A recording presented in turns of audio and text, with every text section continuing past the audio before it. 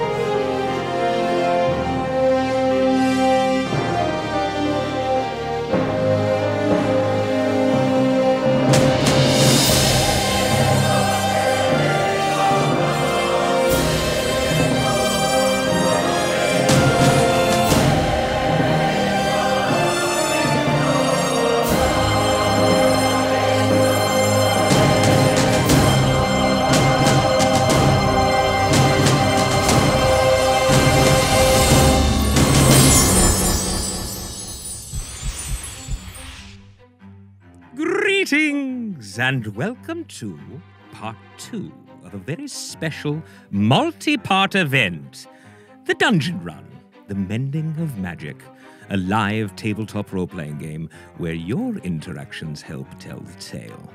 And a special hello to everyone watching live for the first time. I am Lord Eruban, Keeper of Secrets, and your host for tonight's campaign. Together, we stand witness as our intrepid adventurers face terrible danger and most certain doom in their quest for glory, valor, and most importantly, treasure. As you know, our glorious Commander-in-Chief, our Master DM, Jeff Canotta, will be out for a few weeks. Jeff, I wish you a speedy and complete recovery. I miss and love you very much. But the show must go on. So we are continuing our adventure into the Feywild. Our dungeon master for this campaign is none other than the amazingly talented and exceptionally gifted Amy Vorpal. Now, throughout our time together, you will be called upon to help guide decisions made within the game. In addition to our live chat interactions, those that are brave enough can purchase one of 6 unique digital items. Before we get to them, I have a reminder for you. Since we're in a new limited adventure, all digital items purchased for the Heroes of Bingle are locked up for safekeeping by me until we return to the underwaters of the Deep Reef. Now, you could bestow upon the adventuring party the gift of advantage. That's the ability to roll 2 20-sided dice at once. Or for those of you that feel the players have had it too easy, you can set the trap of disadvantage. If a player has advantage, this disadvantage will counter it. And if the player does not have an advantage, they will roll 2 20-sided dice at once and take the lowest. After all, life is pain. Or perhaps you'll want to be the wind at our adventurers' backs and allow them to draw from the force of good deck. Or, to add an additional challenge to the adventure, you can purchase a Force of Evil card. When you buy one of these digital items, please specify which player at the table it is for, or I will make the choice for you. Is that clear? Of course it's clear. Everything I say is clear. But that is not all. Please remember, it's on you. You can purchase an IOU, and each time you do, it will light a Force of Good candle. And when the goal of 20 candles is reached, a Force of Good card will be awarded to a random member of the team. If at the end of tonight's adventure there are candles still lit, they will carry over to the next show. Oh, and please disregard Milo's ball. It was left out on the shelf by Milo by accident and should not be touched. If you betray my warning, and enough of you touch that evil, vile thing, it will burn my brain quite literally, and I may have no choice but to react. Evil cards will be forced on the player. You have been warned. Seriously. Stop. Good. Also, you have the power to submit... Ow! Branded nerd, no, stop it. Please, that hurts. I'm not kidding. All right, you have the power to submit your idea for a force of good... TK421. What on earth? Stop it, please, serious. If you have an idea for a force of good card or force of evil card, you can use them. We might use them on the show. Head over to thedungeonrun.fandom.com to submit. Please get me out of here. You can upload your fan art there as well. And to those who have already submitted, I see you and I thank you. Good, good, good. We have, look here, the Dungeon Run logo. Shirts, yes. Rosy cheeks, pub and tavern all. Meep lives. I am human, the pirate disguise shirt. And my personal favorite, Lord Ereban's Dungeon Run. Goodness gracious, my brain is hurting. Oh, and there's a new version of the Life is Pain shirt. All fails for Jorul. Let the dice roll. Wonderful, the whole crew is here. And respect to the candles and the candle queen. And guess what? It gets even better. You can get 10% off all shirts this weekend with the code SUPASALE. That's SUPASAL3. Head over to thedungeonrun.fandom.com to purchase and for more info. Now, let's meet our brave souls, the cast of characters. Please welcome Katie Michaels as Finnegas Gus Hollow. Hey. Hey. Ronald Ogden as Tikormus Ego. This is what we are doing now. Yeah, he's funny. Morgan Peter Brown as Crow Palemane. Lord Ereban, do I have any glitter on my face? Yes, as a matter of fact. Okay, I've been trying to get it off all week. I'll tell you about it later. Not. It's terrible. Okay. Jessica Lynn Parsons as Brick. Hi. It's so small. Jared K. Jack as Sir Helvengard Devengoth V. Yes, well done. Yes. And our dungeon master, last but not least, Amy Vorpahl! What's up? Look so good to be here. Hello.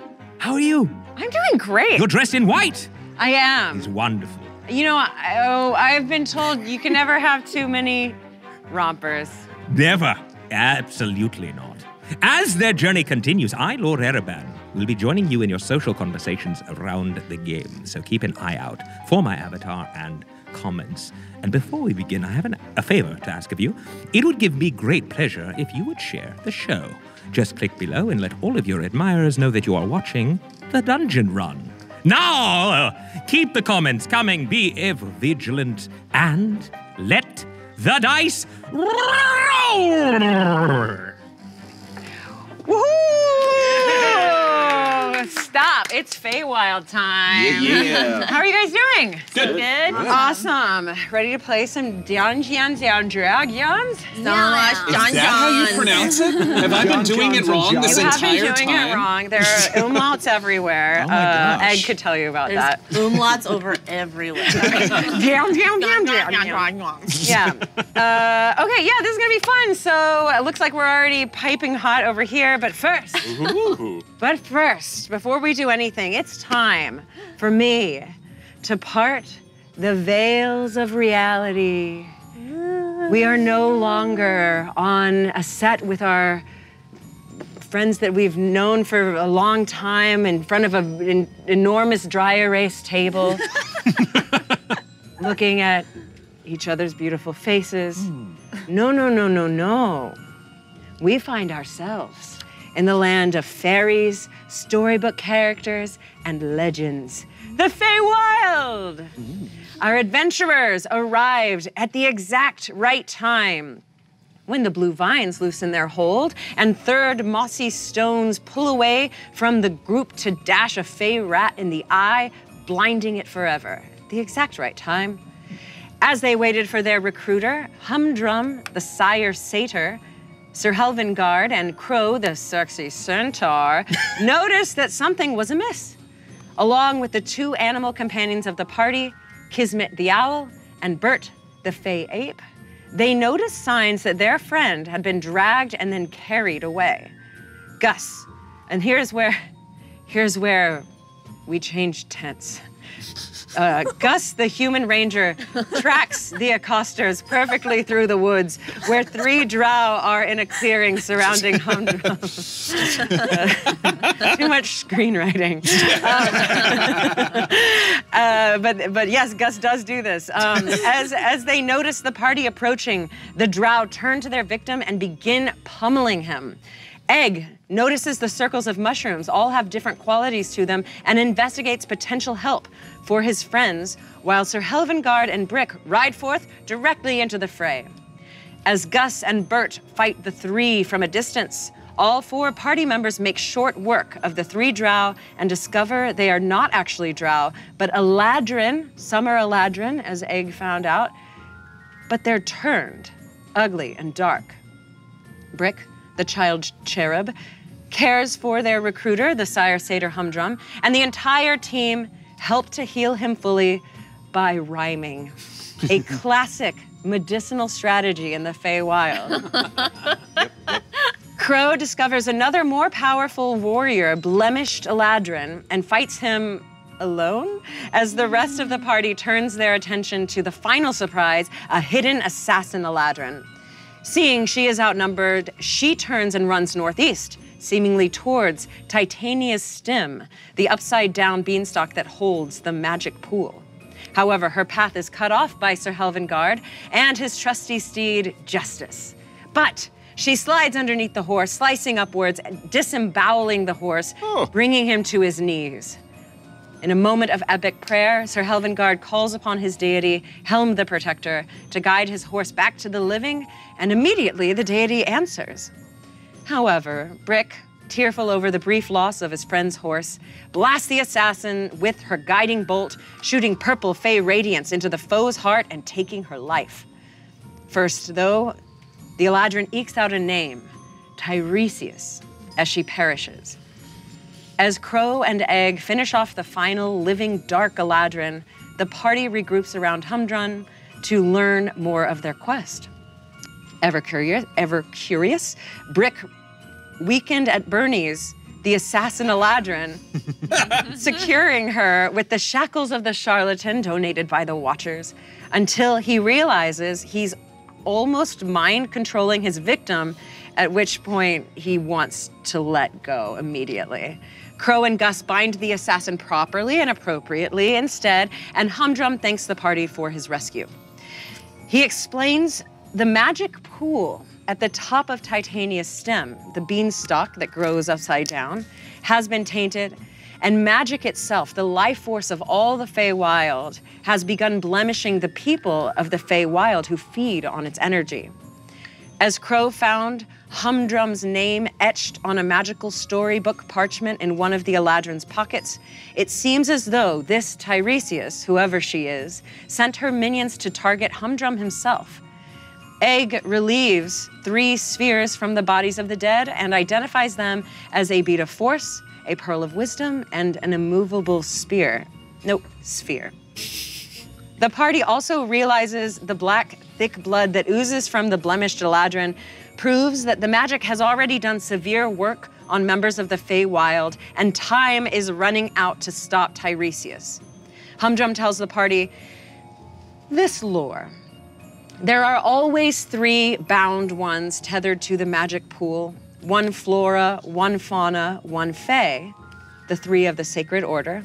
And this process has kept order in the magic of Clane in the Feywild, Clane being the kingdom, the ecosystem that we're in. He suspects Tiresias has released and killed the 3 bound ones from the magic pool and has instead bound 3 of her own blemished monsters. They must go back to the Podded Glade, P-O-D-D-E-D, pods, Podded Glade, where members of all 3 of the sacred order, Flora, Fauna, and Fey, cohabitate the most usefully in the Feywild, and they can find replacement bound ones to take up to the magic pool with them and end Tiresias's plan for good. We find our players now carrying a restrained, blemished Eladrin over the back of the horse, Justice, heading in a group back to the potted glade. You are with Humdrum, the satyr, as he guides your way. He has mentioned that it takes only an hour's journey, perhaps, to get to this glade. Is there anything any of you would like to do as you travel? What time of day is it? In the Feywild, I know. This is the time of day when the petals wrinkle. Petal wrinkle time. Yes, it's petal wrinkled Like o'clock. happy hour, right? Yeah, yeah. Yes. Wine? I guess for reference for you material plane folk, this is early in the day, around 11 a.m., kind of early morning. All the Flora and the Fae are definitely out and about, beginning their morning routine. What's the condition of the Eladrin? Condition of the Eladrin. I'll lift her head up and see if she's still gaunt and drow-like. Good question. Yes, immediately as you killed her, you noticed nothing changed. But as you did restore her back to life, signs of the swirling black magic that were marking her skin almost like veins, but more like the magic that encased her, it is fading, and her deliciously open, long gaping jaw is beginning to look a little more Eladrin-y. Oh, so she's actually naturally starting to revert. She's naturally starting to revert. Oh, yes. interesting. Yes. I'll turn to all of you and the sire satyr. God. On cue. Good news. It seems the Eladrin is losing some of this corruption. Perhaps it's temporary. That would be good news indeed. Like a curse. Yes, that would be good news. I hope. I doubt that it is the end, though, if the cure is to kill someone and bring them back to life. I doubt that Tiresias is finished blemishing all of us. Who is this Tiresias? Is this some sort of demon? The drow were chanting, "Serve our queen," as they were beating you. Did they? Is Tiresias? Do they see Tiresias as some sort of queen, as some sort of monarch? They do. And remember, I'm making this face for a reason. This is the biggest satyr you've ever seen. Not a pan-piping cute boy. He is an enormous, almost minotaur-sized, large creature that with horns that curl back, a big vicious snout face, a greenish tint to his skin, and though he seems very menacing, so far he's seemed to be on your side as well, and gave me a kiss. And he did kiss you on the forehead. So there you go, good guy. Insight check on the kiss. Never inside check on the kiss. Respectful is the I have known Tiresias for many years, and she was a bound one, you said. I did say that. She was. Years ago, centuries ago. And since I have seen her, she's obviously changed. But if I know her, her goal is ultimate dominion over the Feywild. So this is a power play. She wants to control this land. I don't understand it. She easily could do this without blemishing the magic. I don't know why she's turning it dark. Maybe she works for somebody else. Yes, perhaps she's being controlled herself. Well, that would not be like the Tiresias I know, to bend a knee to any other creature. However, again, I have not seen her in over 100 years. How old are you? Many years. Many? Many. Like more than... Yes, what is your relativity? I don't know. I'm 7. Yes, I'm many years much older than that. Sorry to interrupt this conversation. What's her loyalty? What's her what? Loyalty. What is she loyal to? You said it's unlike her to bend the knee, but what? And, okay. You see Humdrum turn his head. A tear drops down, and he says, I no longer know. Uh-oh. He's crying.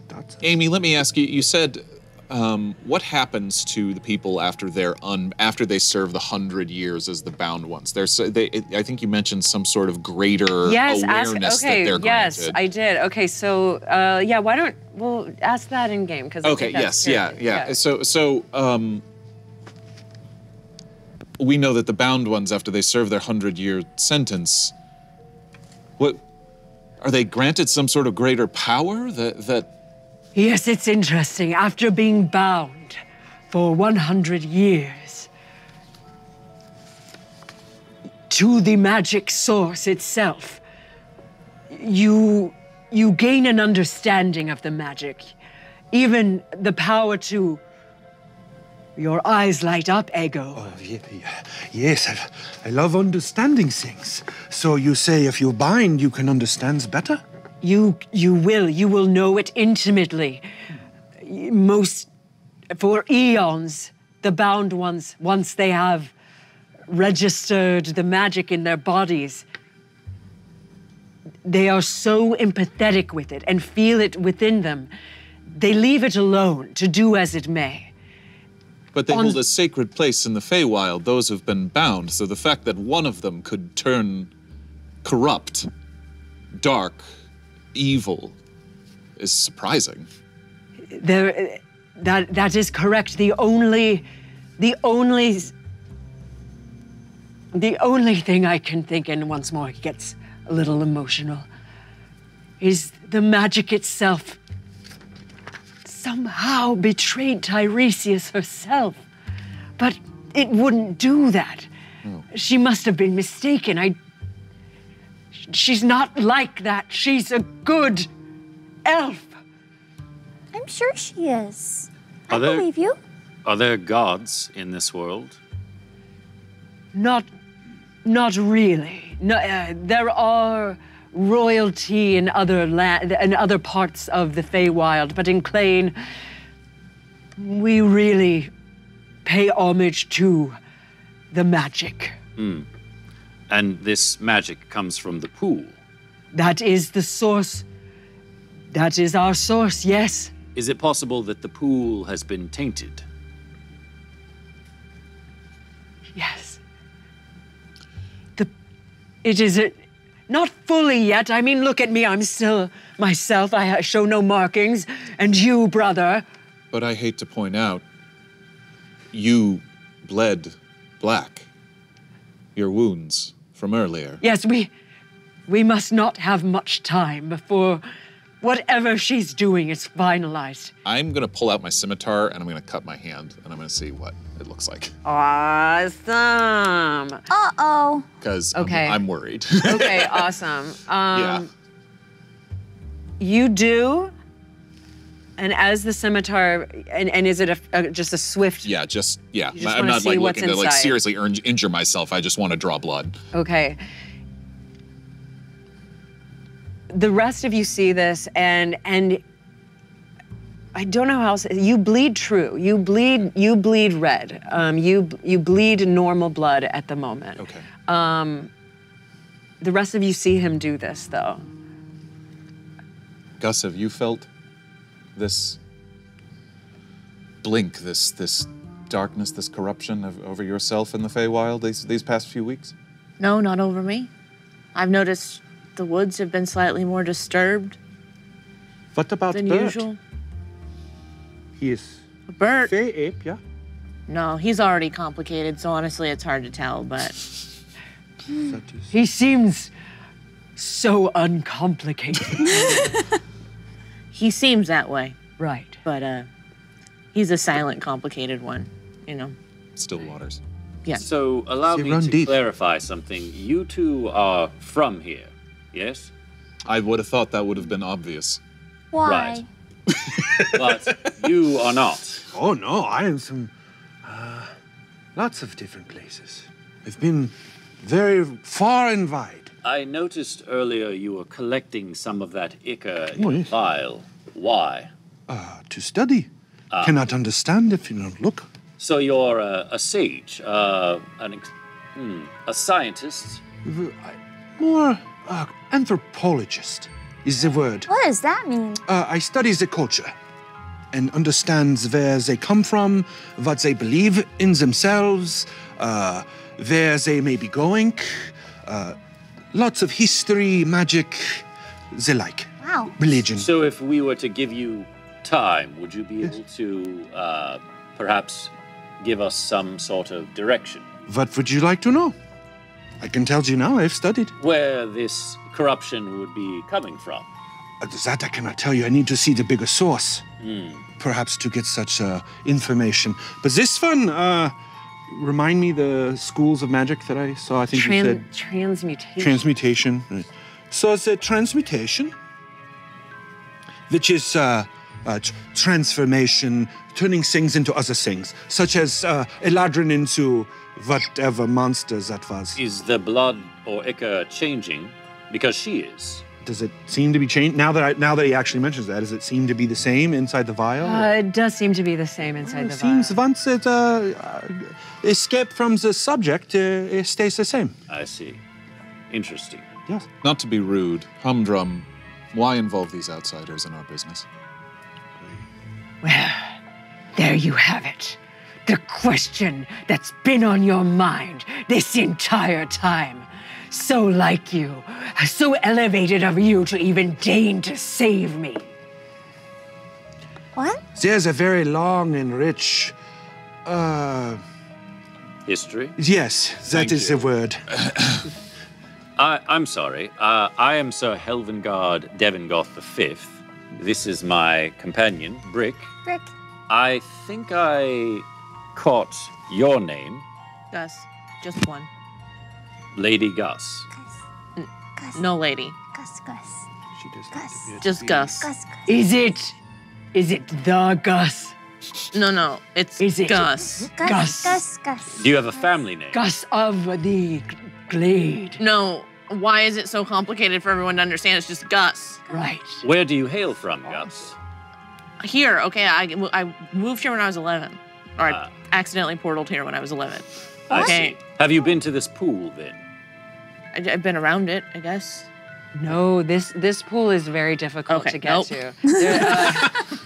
Yeah, again, it is. I mean, even though it's at the top of this upside down beanstalk that stands on a magical pin.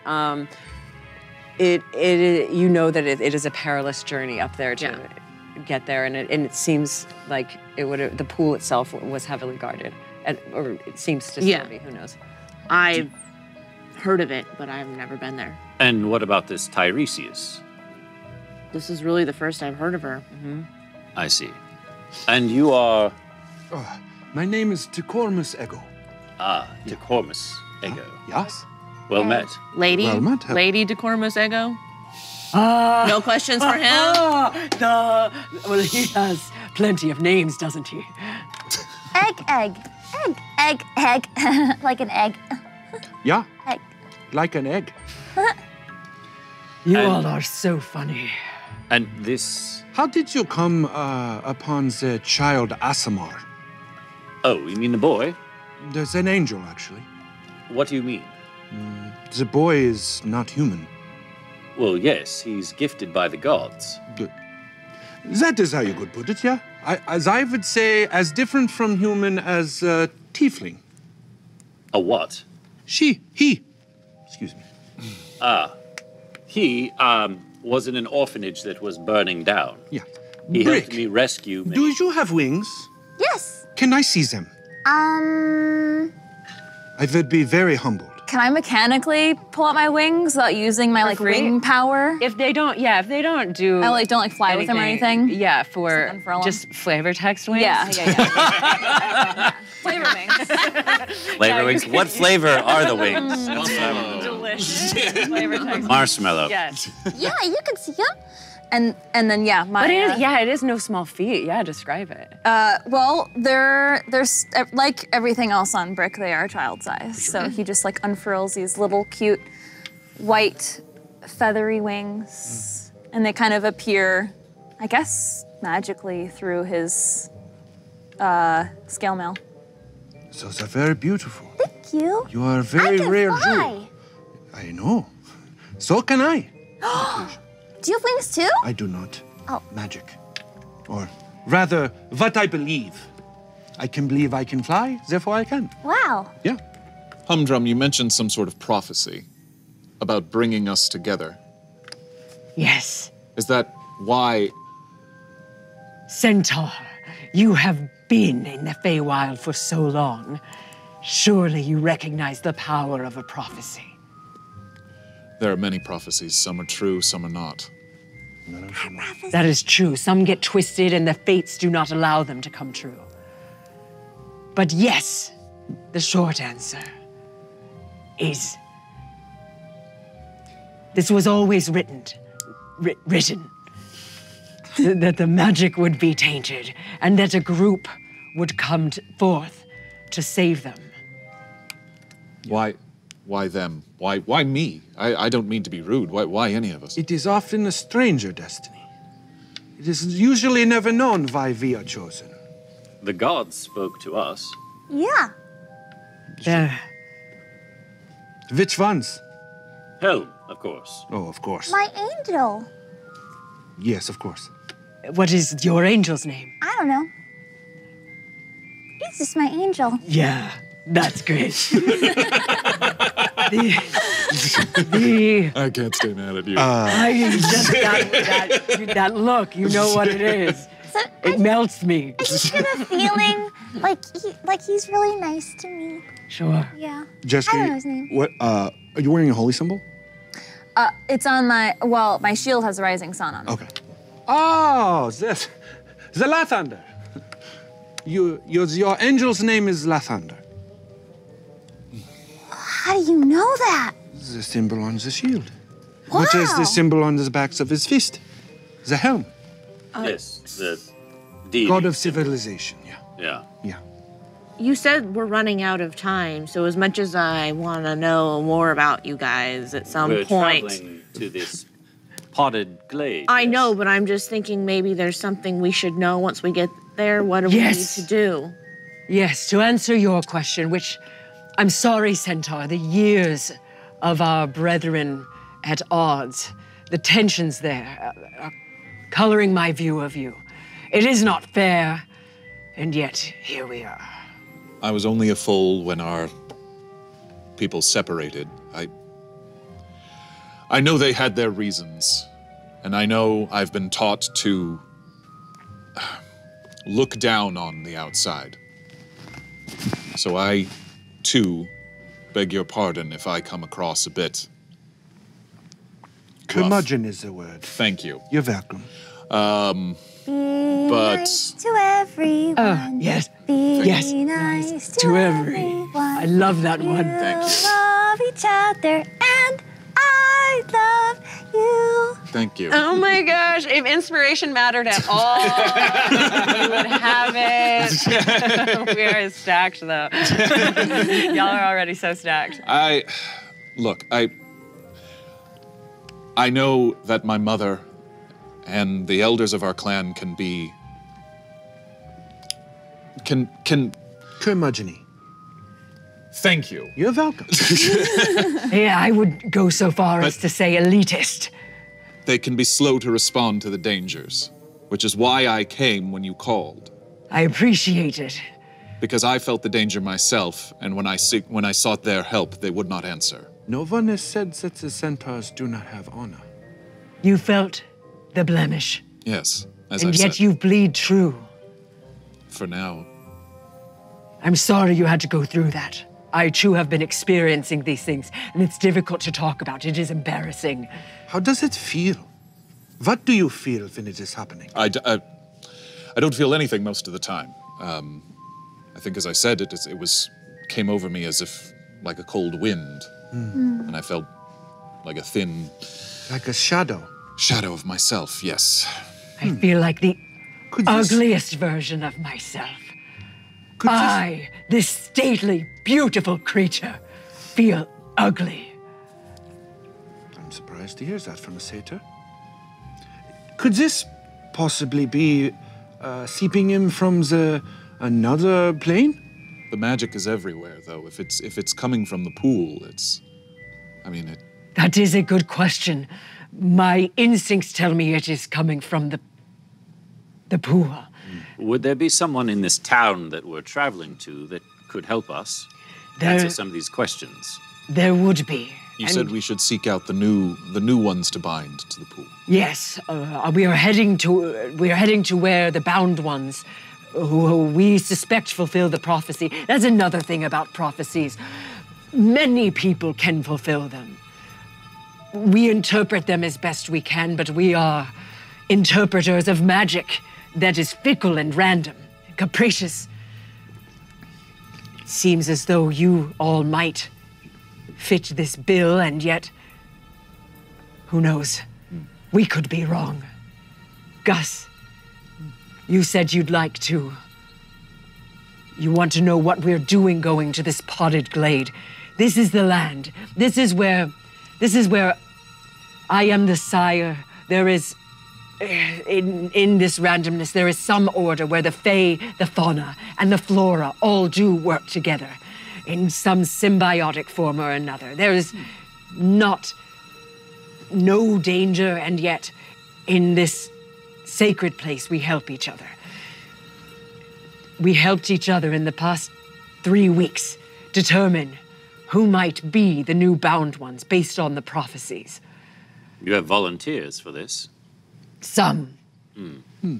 Fae and Flora consider it an honor to be bound. Those who identify as Fauna consider it a prison. As always, there are exceptions to the rule. But the Fauna did undertake a bit of a competition / chase. Oh. The Fauna we suspected who could fill the prophecy was set out into the wild. And the one who was caught first, well, it was a game. And that was the one that fulfilled the prophecies that you mentioned. You do not swim, you have no wings, that one. That's the one. In fact, we need to go meet them now. Yes. That one, I have so many conflicted feelings about this, but it is my daughter, Grendel. She will be the one to be bound, or whatever happens to her up there. I thought you said you were Fauna and Fae. Yes. Your daughter's only Fauna? That is a really good question, young one. She does identify as Fauna, yes. Is she satyr? She is satyr, yes. Just like me. A very big, stately, massive satyr that you never did see. She loves all things. That is true. I have never did see her. She plays with the pixies equally as much as the jackalopes and the bunny people. Bunny people! Yes, the bunny people. Did you hear that, Hal? Bunny people! Yes, perhaps we will meet some of these bunny people at the potted glade. We definitely sure can, yes. It brings that smile out on your cute little face. Why, I would be remiss not to grant that opportunity to you. Now I know why you bring him along. Yes, He's a very good distraction. Yes, he also provides an endless amount of hope. Very useful. So you're setting your daughter against her will? That is the fate. Do you have a problem with my decisions as a father? Did I say that? I asked a simple question. And then I answered it with a question, And then you answered it with a question. Wait, does... You truly are of the Feywild. You belong here. Do I? Does Bert serve you, willing goose? I respect that. I am, on some level, sending her against her will. To be bound for 100 years. And do you have a problem with my decisions as a father? Ultimately, it is Grendel's choice. And ultimately, she, like it seems the most of you want, to do the best for the Feywild. We do not know that binding and rebinding, replacing what Tiresias has done will work, and yet we must try. All right. It seems if what this you will. Grendel doesn't want to go, perhaps we can find a substitute. What would you give to stop the end of the world? Why are you looking Would you at get Bert? Bert? I'm just trying to think of it from another angle. Rather than think you're taking someone's freedom, think of it as you're giving everyone else theirs. It's a sacrifice. Correct. Okay, so I'm sorry, I'll rephrase. You're sacrificing your daughter. Would you not give Bert to save the world? I'd ask Bert what he wanted to do, and then he'd probably give me some complicated response, and then we'd have to figure it out. I will let you speak to Grendel herself. But she just might answer, yes, I am sacrificing myself. All right. If I could go in her stead. Could you? He okay. He doesn't answer you. He doesn't answer you, but he does give you a big side eye. The circles that we saw on the drow, they almost seem symbolic of something. Do they ring any bells to you? Yes, that is the shape that magic takes when drawn on parchment. Of the pool itself? The pool itself, spirals, circular, spherical repetitions of each other. Yes. Please. That I found on the Eladrin.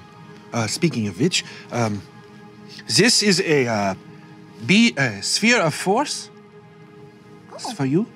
Be careful, do not, if you want to hurt somebody, throw it.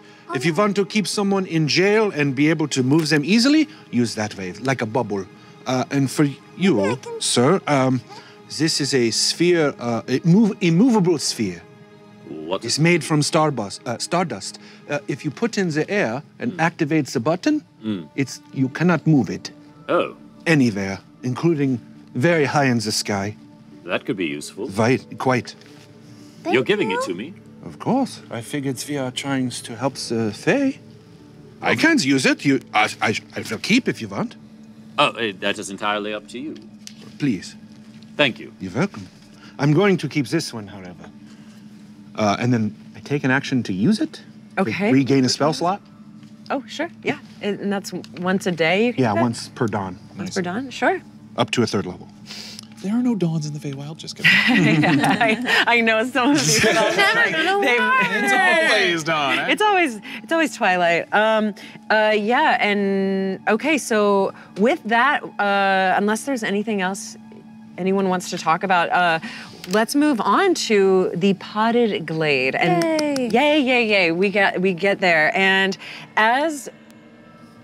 as you approach this glade, the thing that's most incredible about it is the pods themselves. So there is this enormous clearing from the forest and the mushrooms and everything. You've some deep marsh stuff. You've been sliding down petals and bouncing up high and landing on treetop canopies that seem like you should be falling, but you're not. And all of a sudden, this clearing opens up, and you see, as far as the eye can see, little, almost even as far as the distance, you see little house settings of furniture laid out on what looks to be a blanket, kind of a square blanket. as if like people's walls of their homes are gone, and they're just laid out and sprinkled across where you this clearing, and then on top of that, the biggest, most majestic things you see are it's these plants that are huge, very very fibrous and strong. They seem stocky, and they climb up and then bend over, and at the end of them is like a rucksack of a hobo kind of thing, or it looks like a piece of dew but large, of a huge piece of dew is dragging this blade of grass down, just on a much bigger scale. That's cool. And you also see a little bit in the distance a waterfall, a fun little waterfall. With the water, there's also some pink magic and fairies kind of playing in and around them. You see a grassy meadow as the Stygian forest that makes up most of Clane clears and makes way for the bustle of twilight activity. The milky brook dribbles from the Whispering Basin, and it's clean, refreshing, and it naturally transports the dusty leftovers of runes and life force through the glade. That continues on through. You can see the trickle as the brook moves on. Life everywhere. A myconid, kind of mushroom people, hosts a field trip of child myconids into an unsuspecting nixies, performing water gymnastics with the fishy creatures of the pond. A little mushroom kid lobbed an acorn at one of the nixies who had just been tossed by a salamander. Yeah, she might get in trouble later, but Humdrum is unconcerned with all of this. It's merely the nature of his domain. As he moves through other satyrs, no centaurs, but plants, all sorts of fey, fauna, pixies, gnomes, even some elves that seem to live there. They greet Humdrum with some respect as you pass through. Plenty, though. Not so much. They've seen you around, but still, you guys are a little. And mortal targets, mortal victims of playthings. So every once in a while, you'll feel like a flick in your hair as they, almost kind of just. Do I recognize any of them as ones that I've like specifically run into? Oh, sure. You do notice some twin pixies that at one time they stole your rations and built a house with them and glued it all together with sap. Yeah. Okay. Yeah. Kismet is flying around like this is normal to him. Absolutely. Kismet's safe. Yes, that's the other thing. The feeling that you get when you're here is that nothing's really happened to this place yet. It does feel safe. It feels as neurotic and weird and annoying as these pixies are. There's not really any danger. Right. Egg. You also are extremely excited when you see these pods. You've been here before. And you remember that your string of stardust was given to you by a specific pod named Flaplid.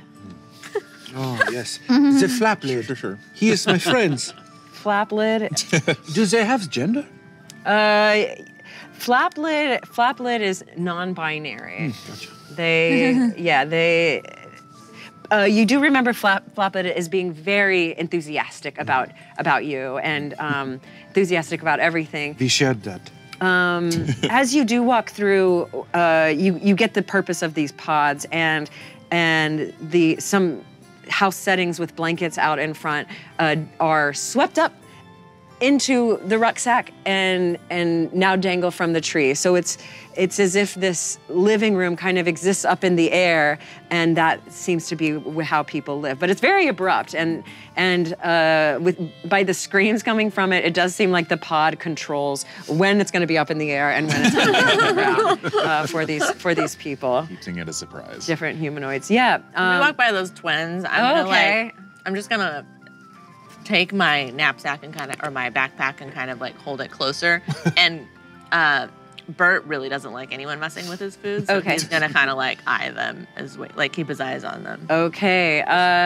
We'll call them Lele and Lulu, and they giggle and they make their way over to you, and hi, it's so good to see you again. And one of them dives right into your rucksack. And I will do just basically a large physical movement of trying to get it out. Okay, yeah. The other one is kind of playfully batting with Bert too. Yeah. Eventually, you wind up getting her free, and she's like, "Oh, it's so wonderful here with you. Where? How long are you going to be in Clane?"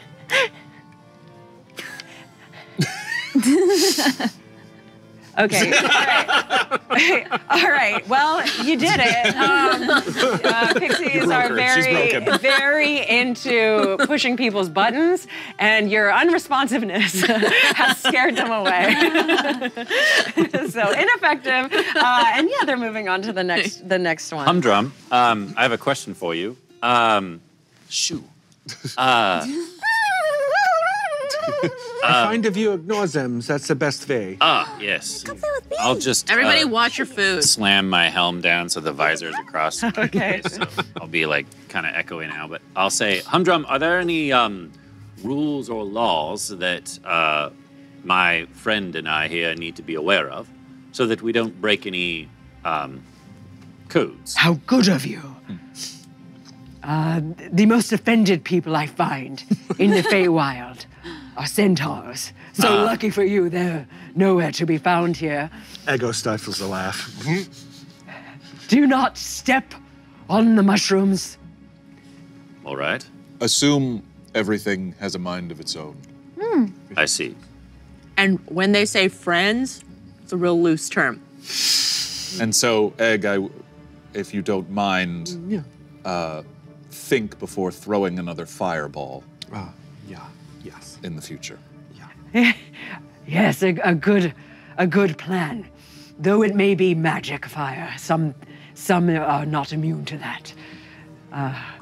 But it was in dire straits, and you did save my life. So ultimately, fast to fault, fast to forgive. Fast to forgive. That's right. I see. Fickle, both of them. Depending on the mood. Quite fun to figure it out. I'm thoroughly confused. Yes, well, basically... That is typical of humans who come here. Yes, it means in one moment you could be on good terms with a Fae, and then on the next, goodbye forever. Is there a good place that I can use to question the Eladrin? Yes, in fact, there is another place I'd like to show you as well. My friend, Mama Green Spray. Oy. This one again. Yes. You know Mama? What is your problem now? I wouldn't say... Yes, what is that big sigh? I wouldn't say that I know her so much as she's a, how does one say thorn in the side? A thorn? Yes, What's that's a what thorn? I said. A thorn. A thorn? Like a rose? A thorn? A thorn? A thorn? Oh, a thorn. Thorn. A thorn. That is what I said. Right. Yes. thorn. The gnomish accent. Yes. Difficult to interpret sometimes, Yes. but definitely an accent, a dialect of love. Oh, that's nice. Are you from the Six Realms? If you mean the material planes, yes. Ah, I see. Yes. I've never met someone like yourself. You've never met a gnome? No, I've met gnomes, just not with the... Gnome accent. Yes. Yes. I spent a lot of time with the deep gnomes. They live in the Underdark. Right. Oh, They sound like this. they sound like this. They sound like this. That's very good. Oh, that is very good. That is very good. You That are is doing very a good. good job. Very good. You are doing a good job. Oh, that's me. Oh, that's Oh, me. it's indeterminable for It's me. It's a turbidoodle to me. I do. Oh, it is. I'm starting to understand why you keep him around. Yes. Yes. Quite amusing. Quite amusing. Does Bert do that? Mimics the people? Sometimes. When we like, She was on with her story. that's the end of the story. Yeah. That was a good That was story. it. So, Yes. Mama's a green spray. Yes. We have a little bit of history. What does she offer in this instance? Who is she? She is a Spriggan. She is a Spriggan. She is very intelligent. She has been chosen as one of the bound ones. I can understand, sir. Why? I just maybe don't like her. What's a Spriggan? Is it like a wood gnome? Yes, Ooh. they're left behind but sentient roots of trees, twisted into a form that we can recognize as arms, legs, head, humanoidal. Wow. And she's the chosen Flora to be bound. She is. We're going to have to travel with her then to the pool eventually, once we have the three of them together. And yes? protect her Yes, of against all costs. Of course. Okay. It's not one where I want her to disappear. I just want her to leave me alone. She likes you. Well, I wouldn't the put good it news that is way. she's about to be bound to a pool for Wait a 100 years. second. Does she like you? We wouldn't. We don't discuss such things. Then you share the mind like we do. What? Wait, you have one brain?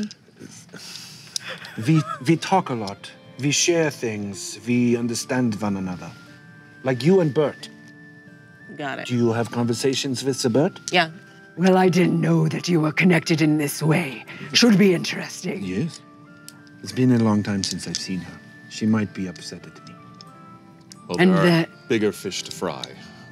What is this? I mean, you're going to have to leave aside any petty grievances or uncomfortable feelings because there is important work to be done. That's very interesting to hear from such a centaur, such as Yes. yourself. You don't know me. Well, it's your centaur. Love, love, And? love. There are lots of things that come with being centaur. And you're a gnome. Yes, and there are very many things that come with being a I gnome. could step on you right Okay, now. All okay. right, Centaur. Are we just saying My facts point has now? been made. Is that what we're doing? for a moment, I would like my race to be stop being used as if it's some sort of insult. It's not. Thank you, You're a nice, small child. You're a nice man. And you have a weird, you have a cool tattoo on your face. Oh, is that that still there? That's probably gone. Oh, it's on. Probably gone by now. Scratch It lasted that for the 83 record. minutes. You're a nice man. Thank So you. are you. Okay. Now let's. I'm sorry, I know that was directed at me. I've been having a lot of fun with it. But from here on out, I will call you Crow. Thank you. It's one of the chosen saviors of our Feywild. That's Yes, TBD, yes. that's odd to hear, but flattering, I guess. Well, Mama Greenspray has a little more information about it. She was the one, although she was chosen, she did help in deciding as well, interpreting their prophecies and all. I think you'll find the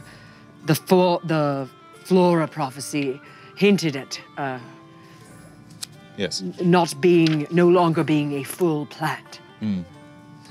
So we're going to go speak with this. Yes, at the moment, she is in a hospital pod, caring for some that have experienced more blemish, more corruption than others, keeping them safe and also secluded. Could those suffering be on their way to becoming like the drow? I certainly hope not. As do I. But yes, ultimately, it seems as though these Eladrin seem to be highly concentrated with the blemished magic. Do I know where those Eladrin come from? Are there some Eladrin living here?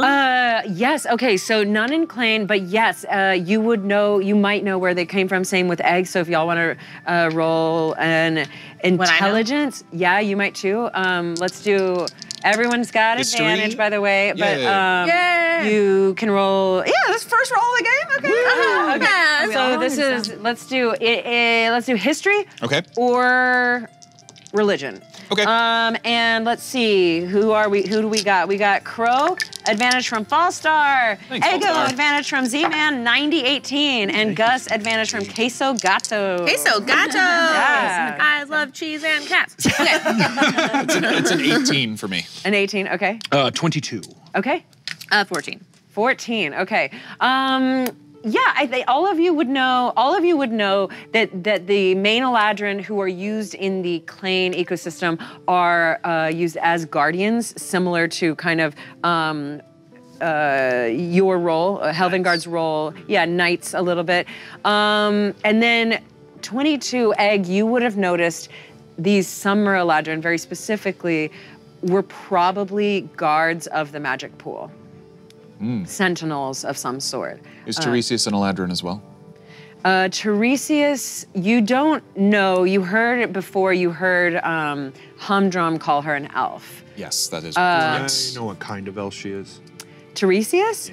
I guess on your log, it's not really listed that specifically. Her name is listed along. No, yeah, her name is listed, and then really just like that she's Fey, and a little more detail, but mainly just that she's an elf. Right. Humdrum, do you find that this, whatever you want to call it, is radiating from a spot or affecting a certain type first, or? That is a good question. I think those who draw upon the Feywild for their use of magic are a little more targeted, and yet these Eladrin might have been targeted just from proximity of the pool. Yes, a little of both, maybe? They seem to be the guards of the pool. I see.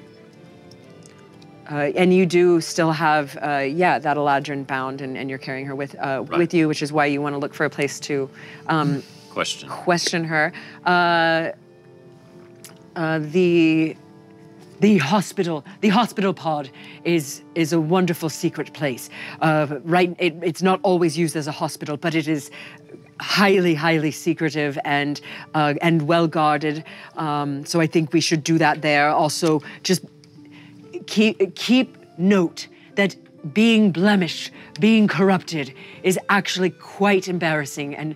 And some of these Fey, Flora and Fauna, would be kicked out of their family if they knew. Some are not supported, and most of the people here do not understand what is happening, and they would blame these folk. Well, the soonest we can gather the three to be bound and head off to the pool, the better, in my thinking. Great. So yes, you make your way to the hospital pod, where you're looking for Mama Spriggan, and the way in is a little circuitous, but there are leaves that you are able to bound on. They kind of, without much effort, trampoline you up to the next leaf, and then you're able to, if you picture, this like a piece of paper being, what is it called? A bindle?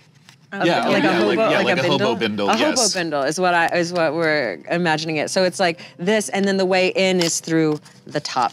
Look at that. That's fun. Yeah, and you all do that very well, and have a good time doing it. And so you drop in and. So am I able to do it? Oh, as a centaur, yeah. It's kind of TARDIS-like inside. So it's a lot bigger than it looks on the outside. Pardon me. Sorry, watch out. Yeah, stairs. Two leaves for the centaur to trampoline them up. But yes, as you fall in, you're in a bit of an atrium. The floor itself is petal-like, smooth, but still very plant-like. And right before we go in, yes, Ego is going to cast Minor Illusion. Okay. To make him look very dapper. Very dapper. Very dapper. So your hair gets slicked back? It gets slicked back a little bit. The glasses look like maybe they're a little better than they were before. That kind of thing. Maybe a little sparkle to the hair. Tuft of chest hair. Little tuft of chest hair there, Yeah, deep. Make my lips a little red. Okay. It's static, though. Static image. Yeah. It's a static image that I'm just put it on your face, making myself look better, but it's still me. Okay. Right. Okay, glorious. Yeah, it does. Everyone can see this, right? Yeah, of course. Okay. Yeah, I'm not hiding it. Okay, cool. It's hard to hide casting a minor illusion. Okay, perfect. So you do find yourselves in this atrium of with a petalic floor. There is a boundary, a petalic, like metallic but petals, and. There is a boundary also made of kind of floral petals that face away from you. It seems as though they kind of cross, and to open them, they would just part ways.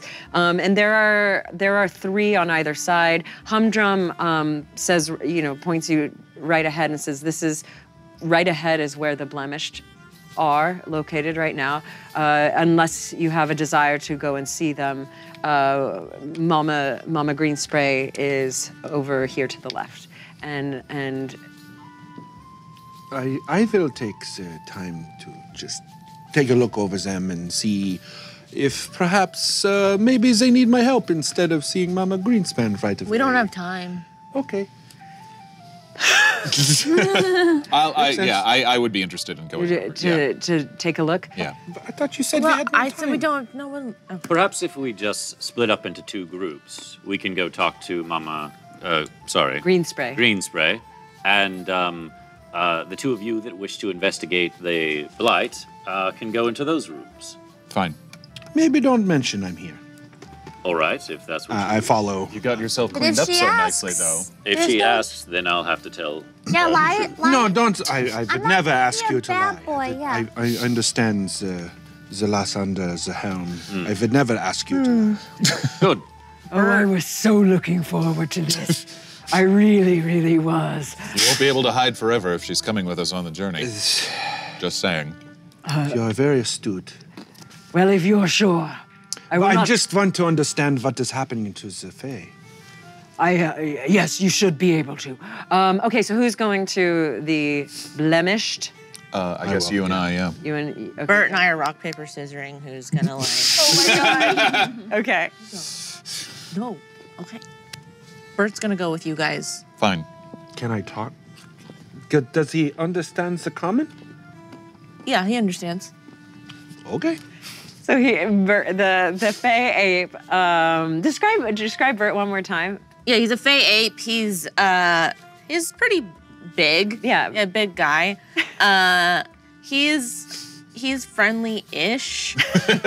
Yeah, like he's more friendly than you. Yeah, he's the hopeful one of the duo. He's the good And cop. like he's the one who's like, if Bert and I lived in a city, he'd be like, let's go out tonight. I'd be like, no, I'm tired. Got it. Yeah. Got it. Okay. That kind of relationship. Yeah, I want to see that yeah. sitcom. Yeah. So is he? Right Does now. he have like the mini we have has silvery gray hair? Is that right? Yeah, I think Okay, I cool. think that's Glistening silvery. He's Yeah. Fey, so probably It kind glittering. of matches like my Yes. silver hair. And maybe even Crow's pale mane. Yeah. Okay, perfect. So y'all 3, 1, 2, and But he's like very, Bert. he's got like a kind heart, so he wants to go check. He wants to go check it out. Okay, cool. But he still did rock, paper, scissors. Because I wanted him to come with me. Oh, okay. He wants to check these people out. Okay, awesome. He gets distracted. Totally. And then y'all 3 head to Mama Green Spray. Let's. Did I need to leave Justice behind, or would he? I guess. Yes. Yes. Ideally. Like riding a horse. I mean, a horse body was able to enter, but yeah, there would have been a With hitch, the a drow hitch from that. still tied to. No, I would bring the drow. The Got drow's it. here too. Oh, right, yeah, because we brought her here. Right. Yeah. Okay, cool. So you're carrying the Eladrin drow, and He's this. okay. So let's do Mama Green Spray first. The petals part, the purpley petals part, and you walk through. Humdrum leads you through, gesturing this way, and as soon as you're through, the petals close, and what you see is, I mean, in the material plane, it would be an office, an administrator's office. There Perfect. are Right at home. There's Paladins, there's middle a few, management of the material. There's a few different versions of Flora, Fauna, Fae, kind of bustling around, different desks and everything. But towards the back, you do see up on a little bit of a petally dais, a petalic dais, a larger desk made up of plants, mushrooms, leaves, that sort of thing. A little bit of wood ingrained in that too, and she's sitting there going through some looks like alchemical reagents. And Humdrum leads you right up to her. She does have what looks like glasses or goggles, eyepieces, and you're not with them? Okay. Well, she has some eyepieces on. They look a little goggly. Yeah, they probably look very similar to eggs, even though you might not. Yeah, a little different. You know, like they Warby Parkered them, and it made sense for her. Okay, so yeah, that's what you see. Is the Eladrin still unconscious? Eladrin, yes. Okay. Yes. All right. Alive though. Right. Perhaps in a moment, if you wouldn't mind, reviving the Eladrin so that we can question her. Oh. After we speak with Lady Greenspray. I can try. Excellent. Okay. Humdrum leads you to Mama Greenspray, and she is. She's bustling around. Oh no, this will never work. But what if I combined these two? Milady. Yes. Hello. Oh, hello. Hi. Oh, Humdrum, it's you. Thank goodness. Are we off on our way? 1, 2, 3. 3, Humdrum. There are meant to be 5. There are 2 you more. Silly goat-legged fool. They're in the room with all of the blighted folk. Right, the blemished. Yes. What on Fae are they doing there? I think they're investigating to see what can be done. Oh, well, good, because I can't do it all myself. and she looks around at the bustling, secretaries that are off grabbing different reagents and like tossing them to her. I can't do it all myself. I'm trying to heal the entire Fae community. Well, that's why we're here. Oh, yes. Yes, we were sent by our gods. Yes, you were. You were the chosen one. And 5, 1, 2, 3, 4, 5. Numbers 5. The song. You know the song. The numbers 5. Alive to save the Feywild and Feywives. Numbers 5. Yes, you know it. 1, 2, 3, 4, 5. Yeah, 5. Oh, yes, that's so good. It's so good with songs. Sorry, it's you are here and you are here, and also you. Oh, I see. Yes, the one who disappeared, but is here now. Yes, yes. The prophecy. Great. So he did his job, did he? And we're ready to go, are we? Well, we wanted to come in here and speak with you momentarily before we got on the road. Oh, right. Oh, so he hasn't told you everything then? What do you speak of? Well, if you should have questions, I'm really here to answer them. I don't want anyone to go against their will, not know what they're getting into. Quite dangerous. Up Titania's stem. Well, we swore an oath to come here and help rid this place of the corruption, so we're not going anywhere. We just want to make sure no one feels bad anymore. Oh. Yes, to cleanse the evil. Right. That is so sweet and so appropriate. I really do appreciate your hard work. Well, if there's anything I can answer for you before we go. What do we need to do when we get up there? Yes. Well, Humdrum and I have spoken. Humdrum and Laura and I have spoken quite at length of what we are meaning to do. Grendel wasn't quite ready to enter the talks, but Humdrum set it up for us. And anyway, we've discussed it, and what we'd like to do is rebind ourselves to the magic and hope that it purifies the poor. Okay? But will it? Who knows? Do you have any idea what we'll be facing on this journey? Oh, yes. No one goes up the beanstalk. It is incredibly dangerous and ever twisting. In fact, the way up it is always confusing to me because none of the directions ever stay the same. Everything's always moving. The beanstalk itself is sort of alive. So that's really scary. Are there stairs? Are there stairs? No, there are pathways that go this way and that. Couldn't I just fly up to the top? Yes, you could, but you couldn't get to the magic pool that way, could you? The beanstalk, it grows up, and then at the very top is the magic pool and the altar and the tetherings and the bindings and all of the fun things that make our magic tick-tock. And, but then there is a magic barrier so that nothing from above can get through it. Only the worthy and the mighty can crawl up the stem of Titania, get to the top. I wish it were so. I'd be up there every day. I love the magic pool. Is there a challenge for us to take on going up this beanstalk? Is there a protector? A guard? Is there a guard?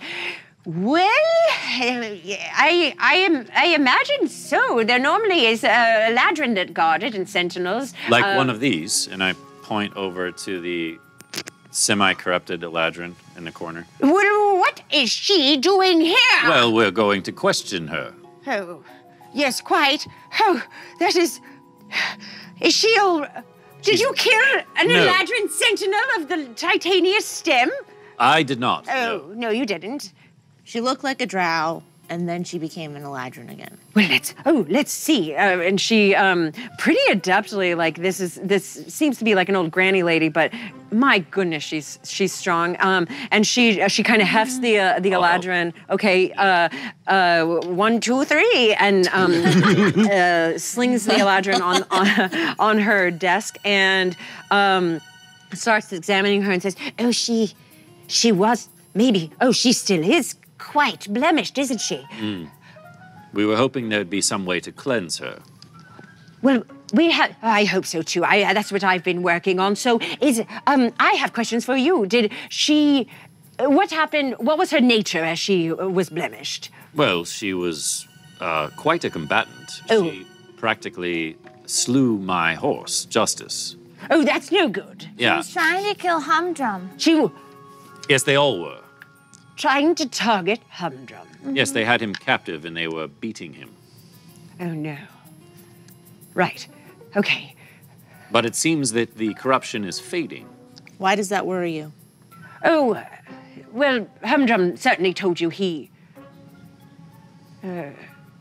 survived the attack a few weeks ago from Well, Tyrese. he's right here, and I point at Humdrum, who hasn't Oh, yes. Humdrum, you haven't been talking. Uncharacteristically quiet. I'll be quiet over there. Now's when you get to talk to yourself. Yes. Why? Yes, right, no, I didn't tell them of the event. I didn't think it necessary. Quite shameful of me, really.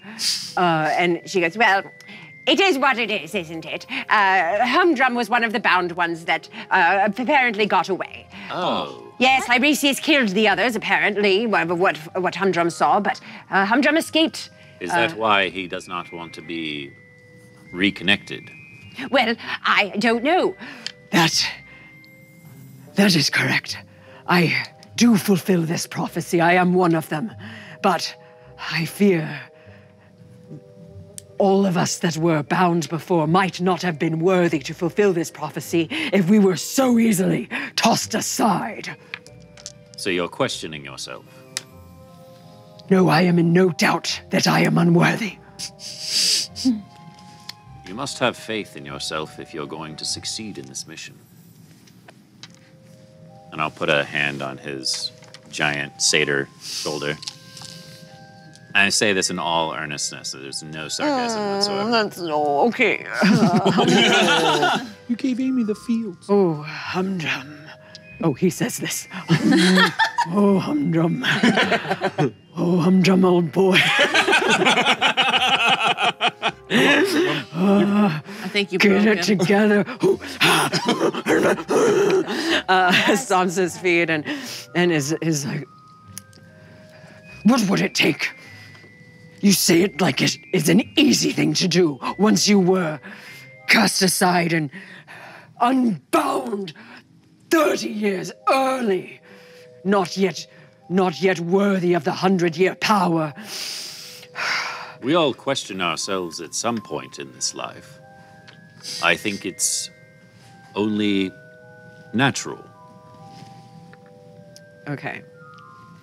At this moment, what you all see is a necklace on Sir Halvenkard's neck.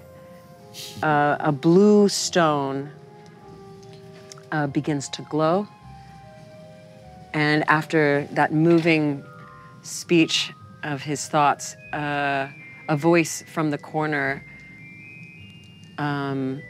amidst the bustling secretaries and just fey, small creatures running around, the beautiful melodic voice comes forth. Well said, my son. I completely freeze.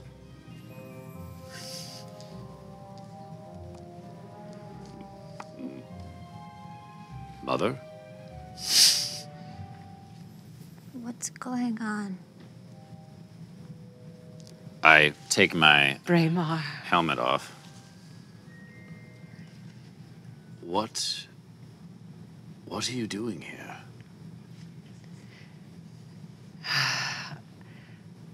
I have been here. It is you who have returned.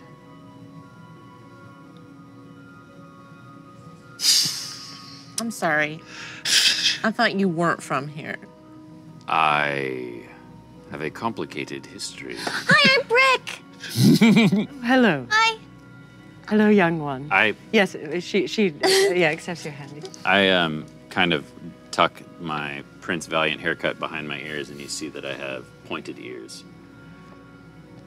I am half human and half elf, although I have not said that in quite some time. Specifically, you are half Eladrin. Ooh. Are you Eladrin? Yes. Ooh. I'm gonna just step forward and drop to my knees and wrap my arms around her. She accepts the embrace and embraces you as well. I'm sorry that Father took me away from you. Oh, and that's where you're wrong. I'm so sorry. I sent you away. He took me, did he not? For a prophecy to become true, sacrifices must be made. He never spoke of any prophecy. I'm sure he didn't. But we discussed it. I missed you, Mother. I You could possibly know. I do know, because I have missed you the same. It is glorious to see my son so valiantly putting himself forth. I just wanted to make you proud. I've not always done good, but after swearing an oath to Helm, my life has changed. And I can now say that I feel human. And I say that knowing that it's going to hurt her. Right. I know that you do not belong here. I do not ask that of you. It was my choice for you to leave. Why? Why would you let him take me? I was happy. The song.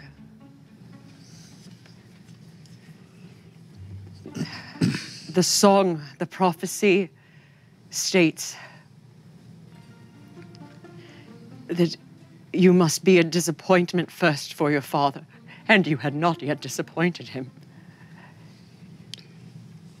And so you had to be with him. I know this has caused you probably so much pain, but it weighs so heavy on my heart that I had to. And I will relish this time that we share before I must be bound. I am one of the bound ones. No. I am. I haven't seen you in 20 years, and now you're telling me that I have to give you up? We will fight together. And Why? in another 100 years, I finally will be able to have my son. There has to be some other way. I don't know any other way. And Mama Greenspray's like, We decided. It was 3 of us, and we all, the way we did the contests, and yes, it's a Laura.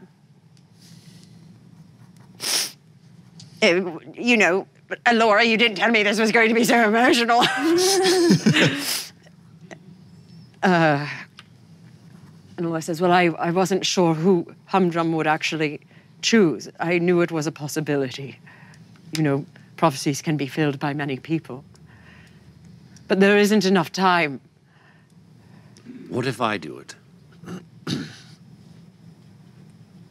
Please, Mother, I can't say goodbye to you again.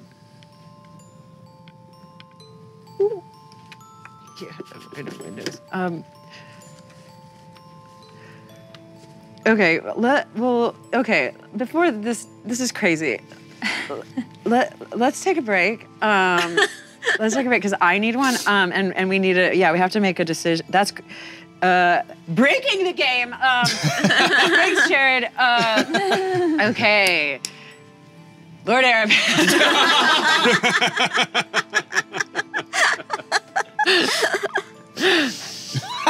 Thanks, Jared.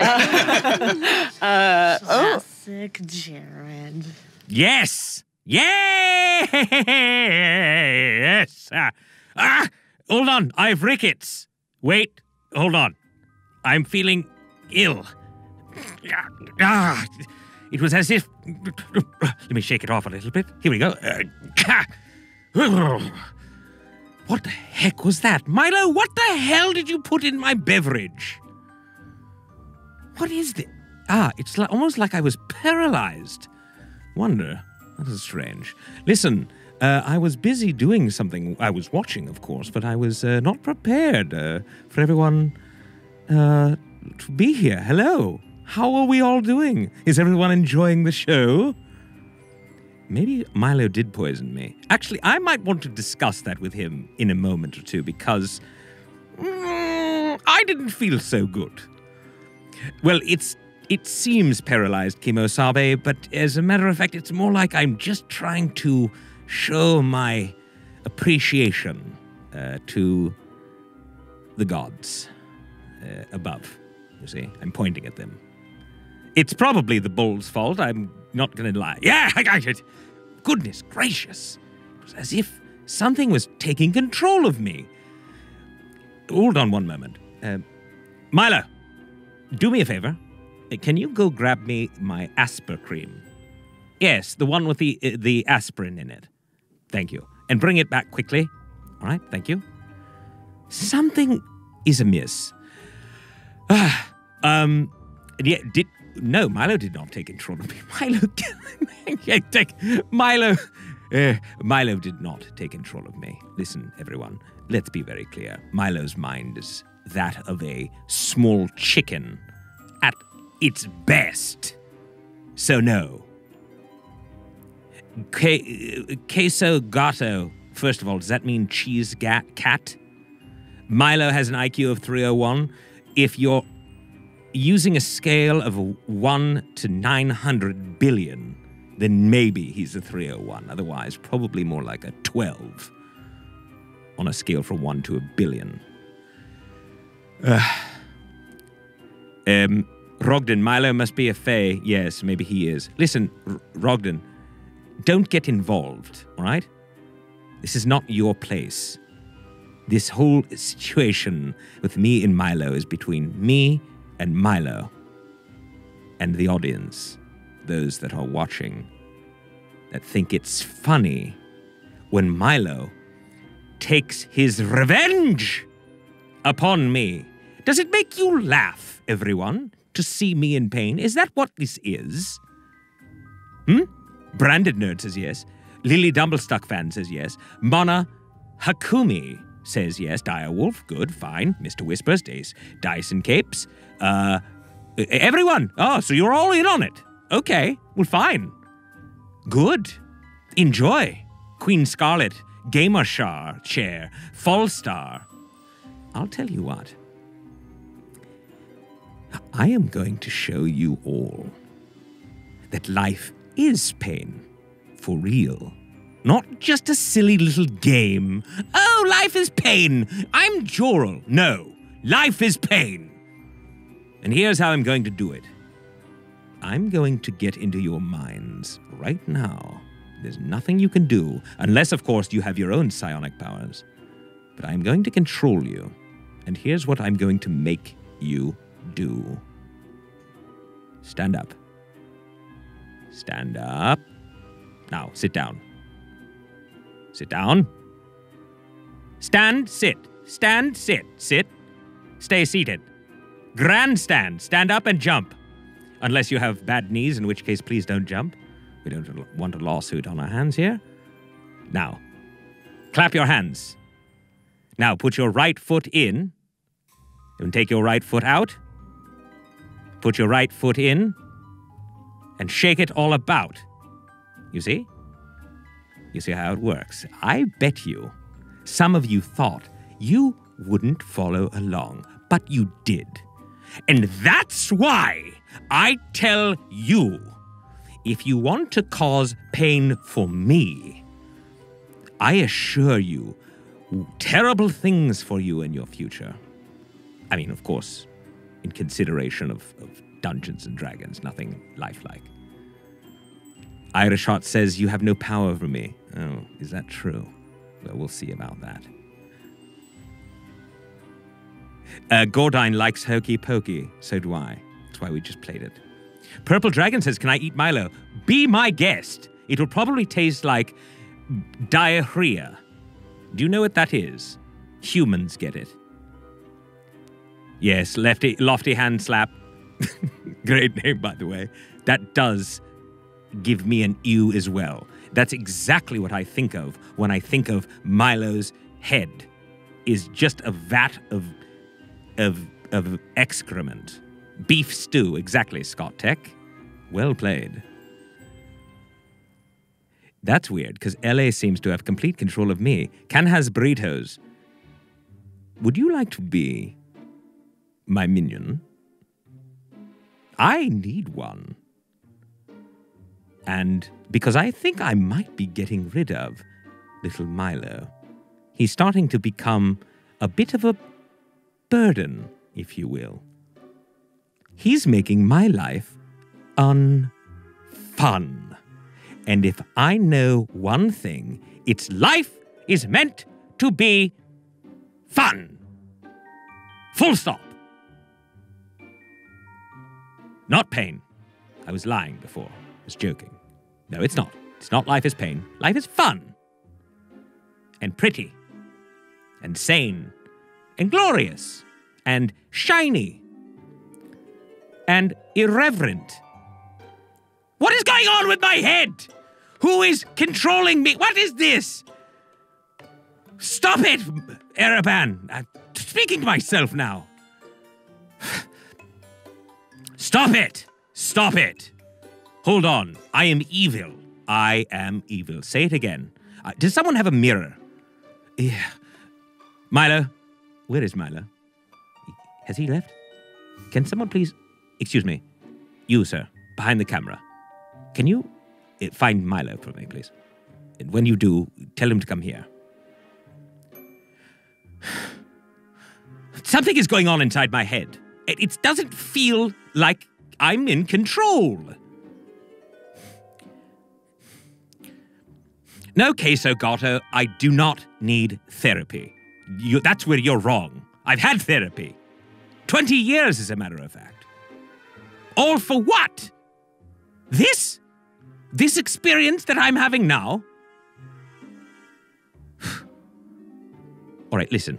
If there's anyone out there, do me a favor, please.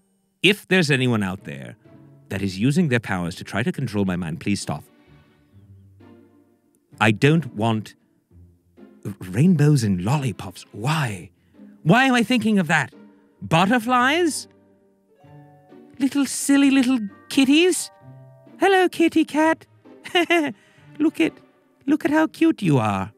Oh, and puppies. Stop it! Stop it!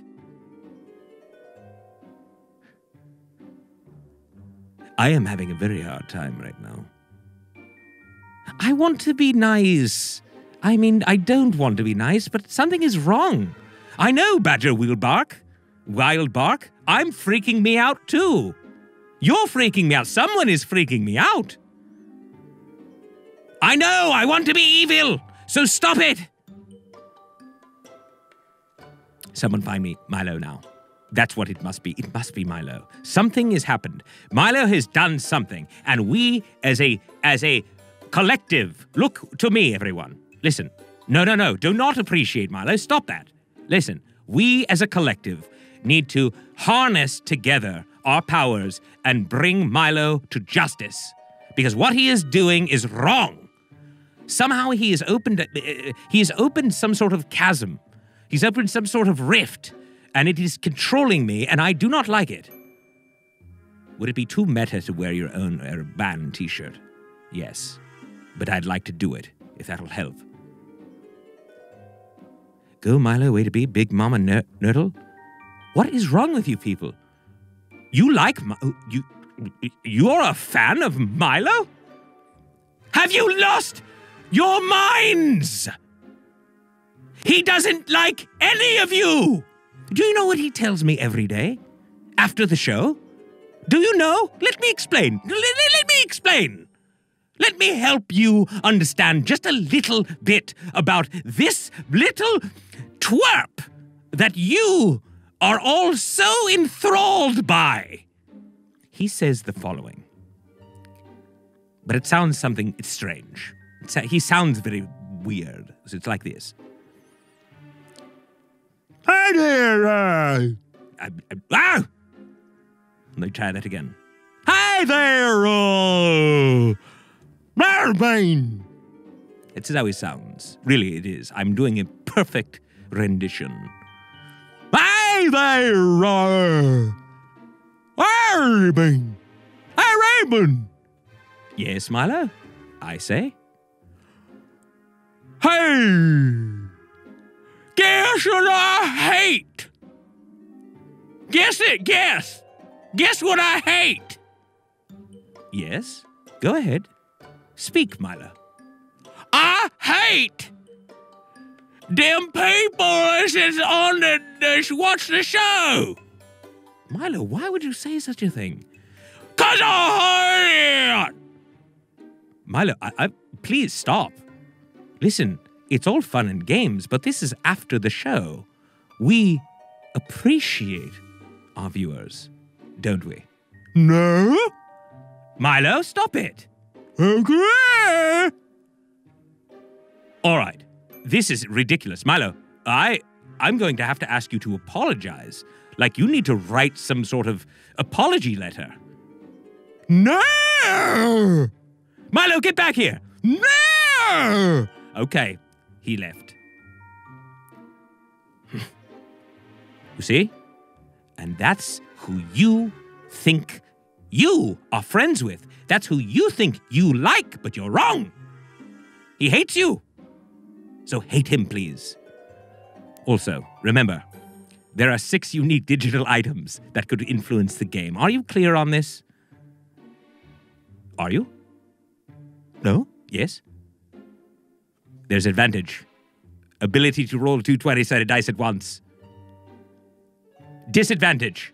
If a player has advantage and you give them disadvantage, it cancels it, counters it. If the player doesn't have advantage, then they get a disadvantage and they roll 2 20-sided dice and they get the lower of the 2. You can also give them a force of good card. That's good. Or a force of evil card. Now, if you didn't hear me before, I'll say it again. When you buy one of these digital items, you need to specify which player at the table it is for. Or guess what? not only will Milo still hate you, because he does, he hates you, I will choose for you. And remember, it's on you. You can purchase an IOU, and when you do, it will light a candle, which you have done many of this evening. I believe we're already there. If not very close, we're close-ish. I think we're right there.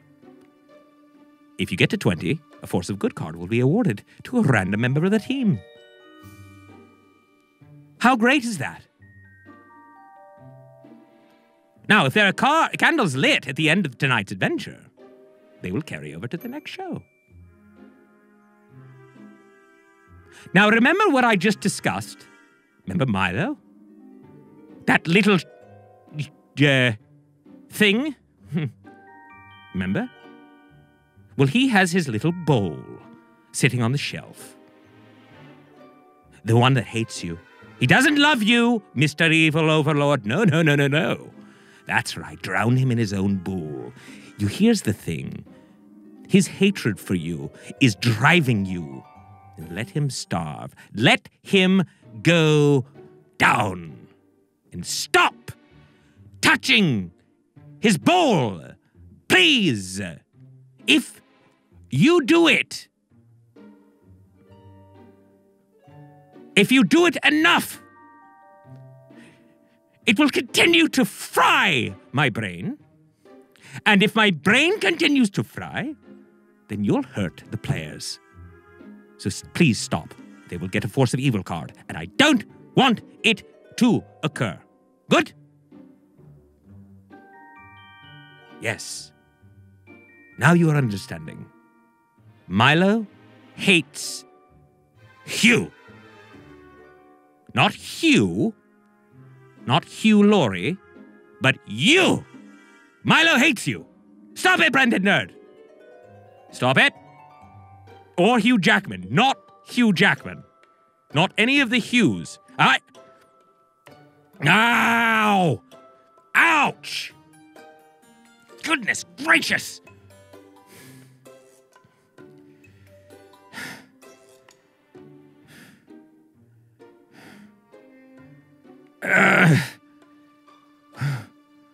Brandon Nerd, listen. I will pay you $1 billion to never do that again. And look at me. Look at all the riches I have behind me. No! Big Mama Nerdle, stop it! Please, please, please, please, please. Please, stop. Please, stop. Please. It's really painful. I mean, like, okay, wait, now, hold on, everyone. Let's relax. Relax. No, wait, hold on. Let me try to describe it to you.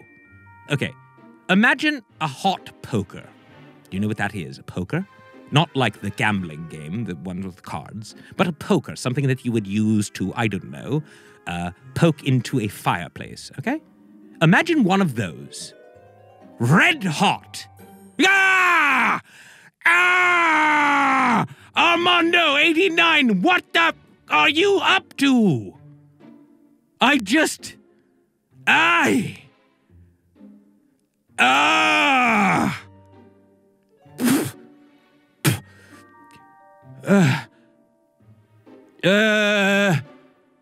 Mama,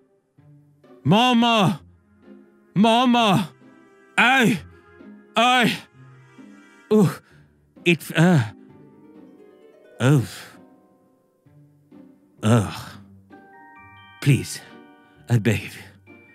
I beg of you. This is really not nice. Please, please.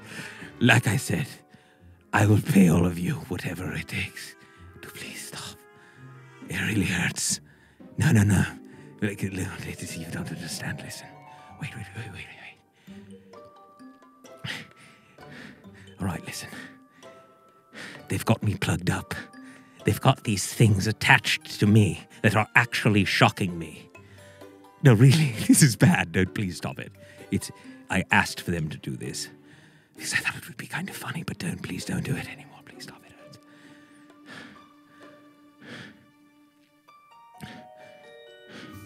No, I don't like it. I don't like it. Mama. All right, is everyone please relax? Don't touch anymore. I will give you all $1 billion. not even speaking with the same accent anymore. Music Man 77. Thank you. You are appreciated. Life is pain. Life is pain. Life is pain. You're right. Life is pain. I agree. You all have it. I give up. Milo, you have all the power. Milo has the power. Stop it, please. Please. Please. I'm not a Lord of Lies anymore. I am not a keeper of secrets. I will give you everything. Just please, do not touch anymore, please. Please. Honestly. The next person to do it.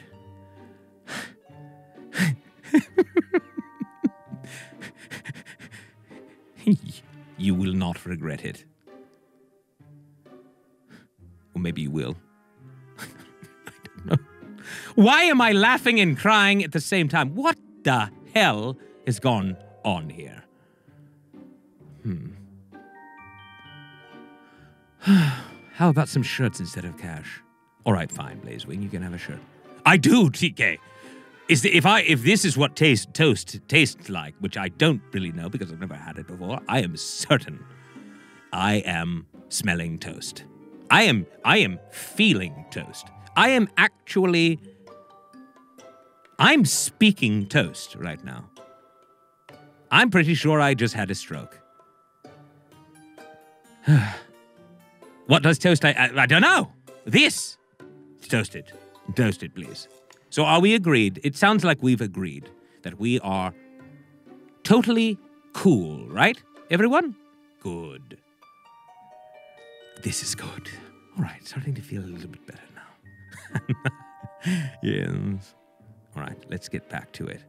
Remember what I was saying about Milo? How he hates you? All right. Well, he still does. But, it doesn't mean that you're helping him by using the bowl. Remember that. That's not a good thing. That's bad. Remember, it's bad for him. It's bad for me, as you can see. How should we... Don't. Space Cadet 0401-404. Please. You do not need to do anything with them. Please just be... Let them be, please. Okay? Are we good? No. We're good. Milo hates you, and you don't need to worry about the wall. I also wanted to let everyone know that we're about to go back to the adventure. But before we do, I'd like to share something with you. Shirts! Hey, yeah! The Dungeon Run logo. Rosy Cheeks Pub and Tavern Hall. Meep lives. I am human, the pirate disguise shirt. And my personal favorite, Lord Ereban's Dungeon Run. Oh, by the way, we have new shirts. Life is pain. All fails for Jurul. Let the dice roll. Wonderful, the whole crew is here. Oh, and respect to the candles and the Candle Queen. And guess what? You can get 10% off of all shirts this weekend with the code Super Sale. How do you spell it? SUPASAL. 3. That's like an E, but backwards. Head to thedungeonrun.fandom.com for more info. And thank you to all of you who've shared the show. If you haven't, Milo still hates you, but I ask you to please do so. Brandon!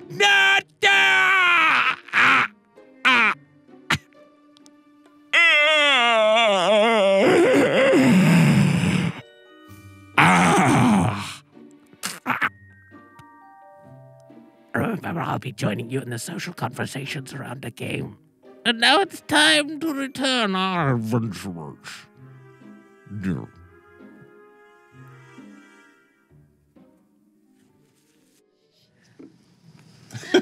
Wow.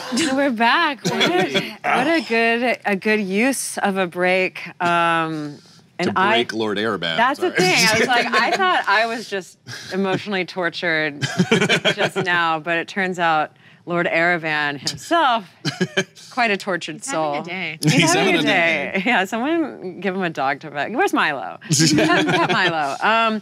Yeah, speaking of Milo and Lord Ereban and the Watchers, we do have all of the candles lit. So one of you lucky players gets a force of good cards from the Pixie business. And number 4 would be egg. These are the I ones. cannot wait. Okay, we pass that down. We'll resolve that. And then also, Sir Helvengard, you have a force of evil card from Queso Gato. As if you are going through enough already. That's fair. I made you cry. It rains it pours. Cheese cat is cruel. Yes, cheese cat. Do you want to go first? Yes, go ahead, Ron. Why does the set double as a nightclub? Viewer submitted, Lord Ereban was secretly using the stage as a nightclub, but Milo the bouncer isn't very good at his job. Lord Ereban compensates you with 200 gold. What? The admission funds for the night, although you're more mad you weren't invited to party. So that's what the prop and filming crew get up to when you're not there. So it's basically, here's 200 gold. Yeah. Wow. I'll take it. They paid off your friendship. Clearly. Yes, thank you to the watchers and you naughty boys and girls. So I have force of good, question mark. Oh no. Viewer submitted, the pixies go haywire. Draw a force of good card, then apply the card to the enemy. Guess it's not that good. Oh, okay. That's a good one. Yeah. For this- That's this very campaign. fair. We don't have an enemy in play yet, so. Chaos.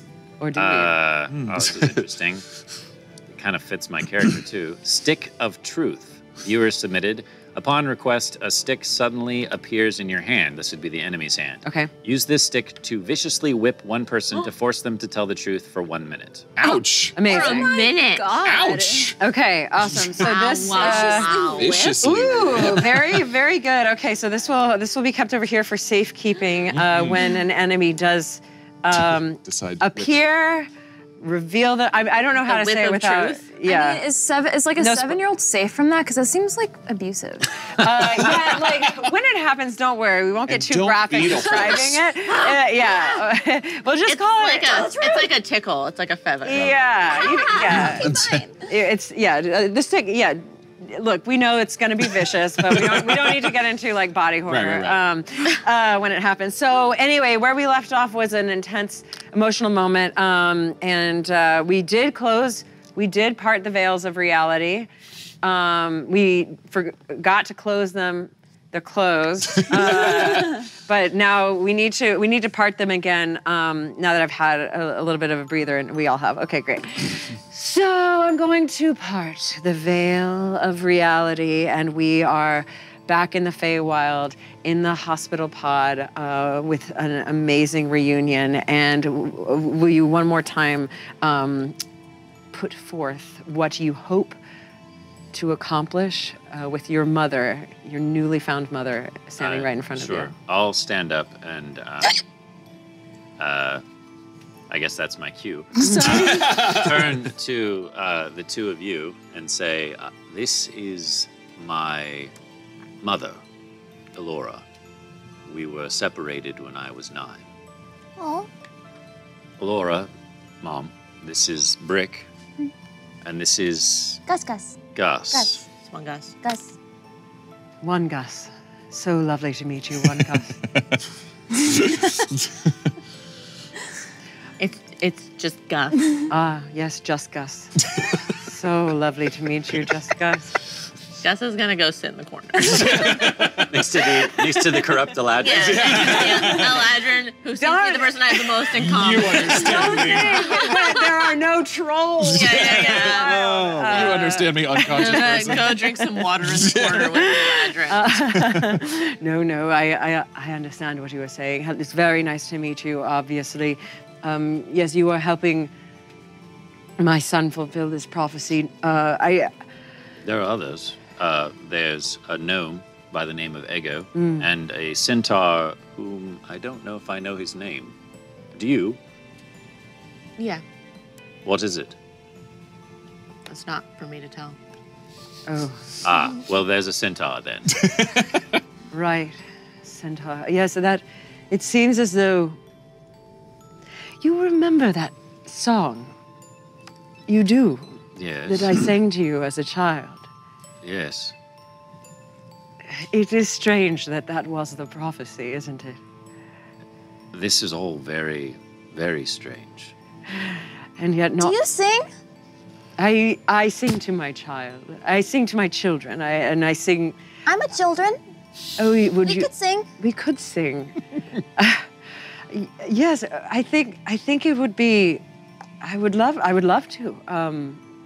Would you like me to get the others so that they can meet you? Yes, let's actually, while this is going on, let's get back to what these other three, Crow, name is Crow, and Egg, and Bert are all seeing in the blemished. Awesome. Okay, so cool.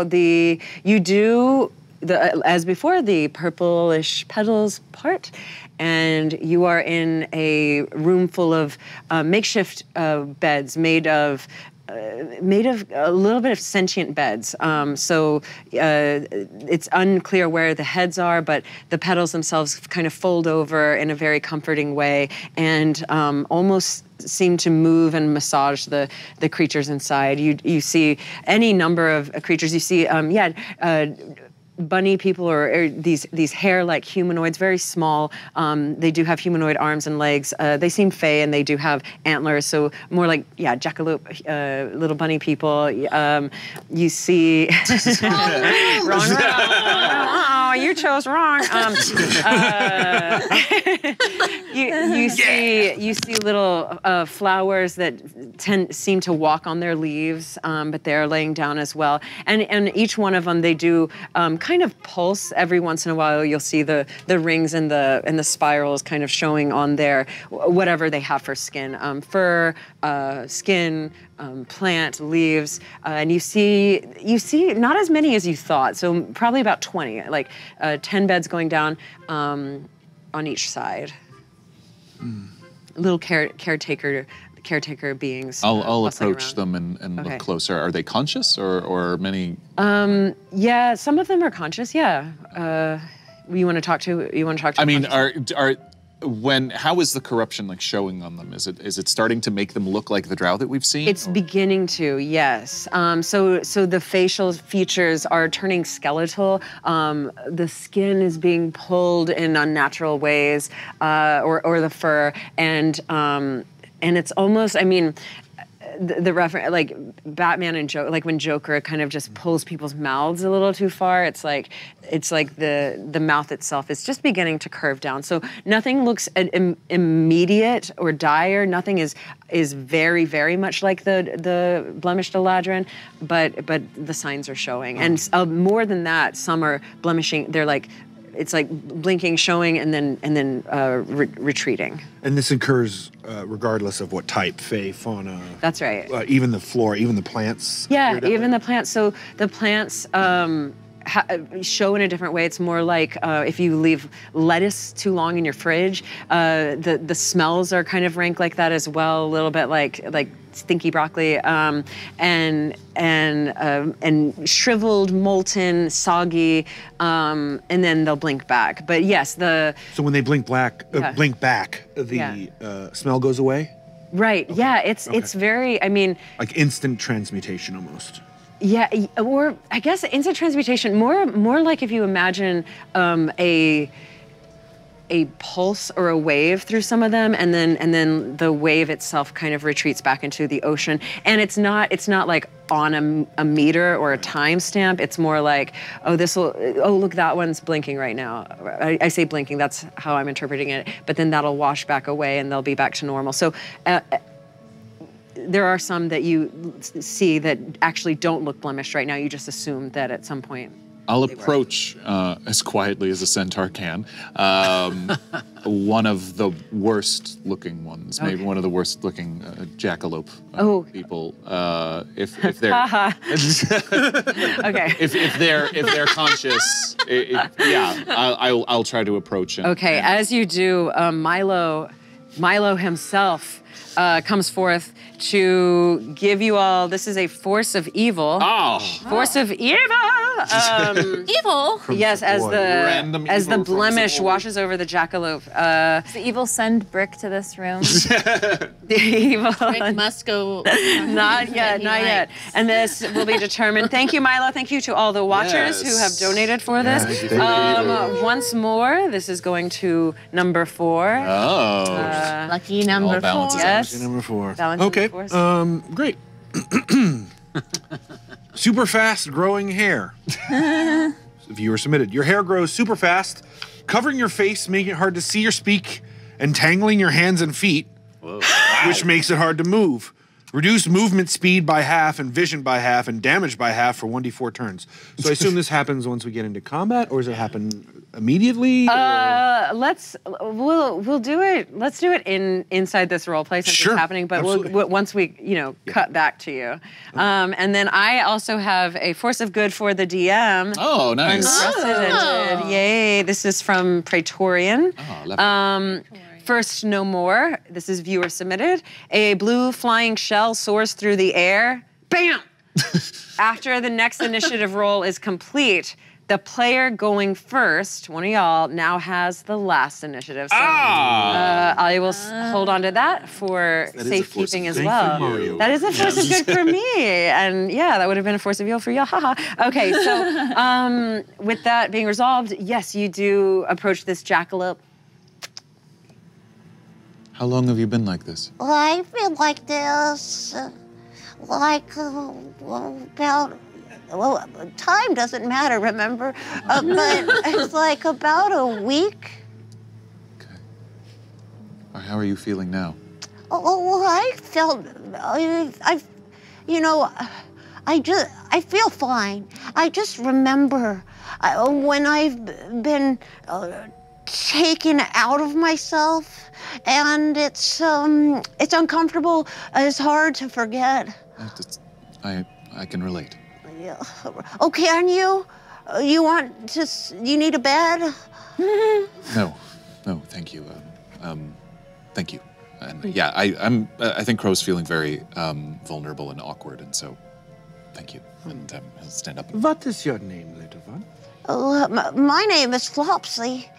Flopsy, would it be okay if I identify you? Oh. I want to find out what it is that is causing you to shift. Oh, okay. Well, you want to use magic on me? I feel like using magic is what got me here in the first place. Well, I have used plenty of magic since I have been here, and there's been no problem. What do you hope to gain? Perhaps this effect is like a magic item. Perhaps magic has some residual energy that I might be able to scry on.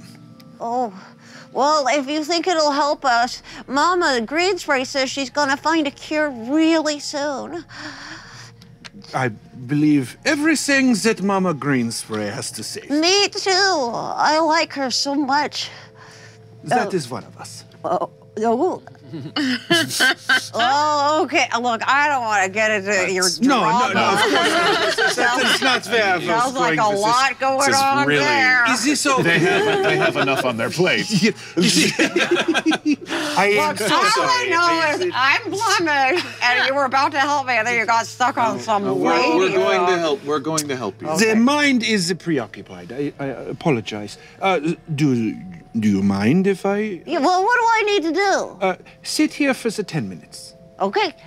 And he hops up, but does sit down. As you like put your hands on him or whatever you need to do. Ego says the beginning of knowledge is the discovery of something we do not understand.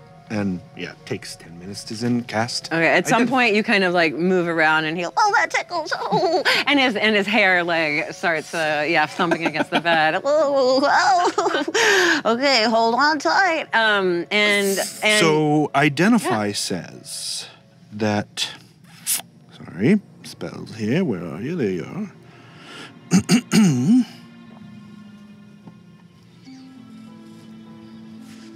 If it is a magic imbued object or you learn its properties, how to use them, whether it's acquired attunement to use, it's usually normally for objects. Okay. But in this case, it seems to Ego that the magic is functioning almost as if it's been placed upon these individuals, like it's been cast upon them like an object. Okay. And if nothing comes up, yeah, that's I Ego wouldn't be surprised. Yeah, well, if you're taking the 10 minutes, I think if you're looking for deeper knowledge of what's going on. Oh no! If you instead touch a creature throughout the casting, you learn what spells, if any, are currently affecting it. Oh, amazing. Nice. Okay. What actually? So yes, then you do know. Let's see. The magic itself. So this isn't quite a spell. This is right the source of magic, but it is being.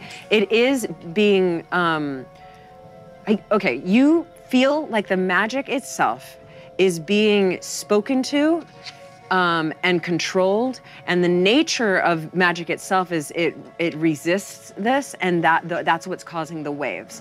You do the sense of its communication or whatever's being spoken to is very much of control, of turning it, of making it lean towards evil, and then when it resists and like kind of bounces back the other way, it's almost as if feedback. It's like a feedback. It's like feedback, and the pendulum is swinging all the way back to good. But the pendulum is it's slow. This feels like moral magic. Like moral? Moral magic. Good and evil. Yes. Good and evil. Yeah. Yes. Ah, very interesting. Well, did you cure me? No, but I did figure out that this magic is evil. This is That's not a surprise. No. Yeah, beyond the normal relative understanding of the good and the evil. I mean, this is a moral magic. There is someone controlling this. The waves that you're seeing is magic itself resisting. I'm not sure our young rabbit friend's going to be able to fully, process that. Well, maybe if you write it down. You. Oh, can you tell me that like a story? Once upon a time, there was a... On board.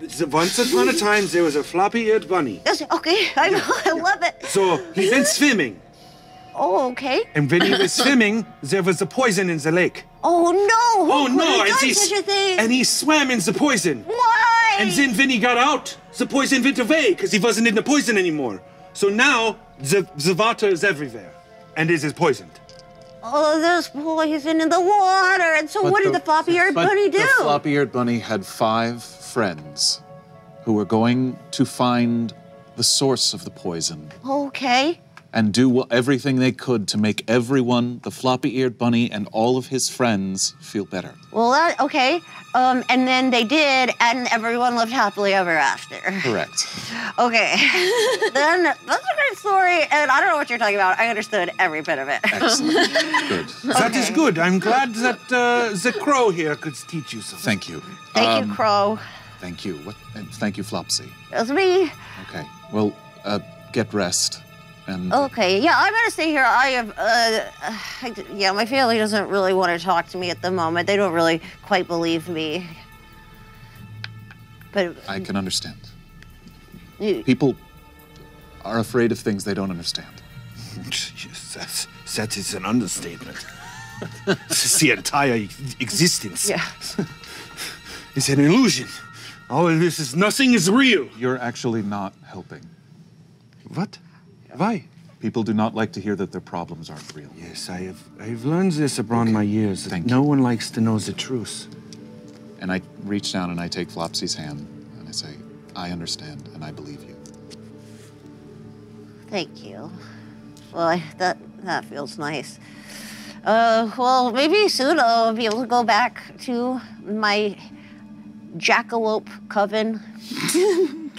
Yes, that sounds terrific. Okay. Well, thanks, guys. I hope you find 5 friends too. Yes. Sounds like a good number. Thank you. And I'll walk. I'll walk down the aisle as best. I think Crow is like burning these faces into his brain, and if there's anything else to be seen or anything, Amazing. Yeah. Ego. Where did they go? Helvengard! They went to Mama Greenspray, remember? You didn't want to see it. Yeah, well, Even though you got your hair all nice and pretty. it is not what you think it is, I promise. I don't really think it's anything. I'm just telling you what happened. Bert, can you take me to the Gus? Katie, do you want to? Oh yeah. Tonight, the part of Bert will be played by. What was Bert trying to do while he was here? You were just observing. Observing. Okay. Yeah, just like making sure no funny business. I appreciated his company. Thank you. Yeah. Yeah. Moral support. He was very touched by the whole story, though. Oh, okay, good. So. Yeah. Is there anything else to be seen on the other beds or anything? Are there others who are like getting affected? Yeah, I'm just looking for any more information to gather. Any more information?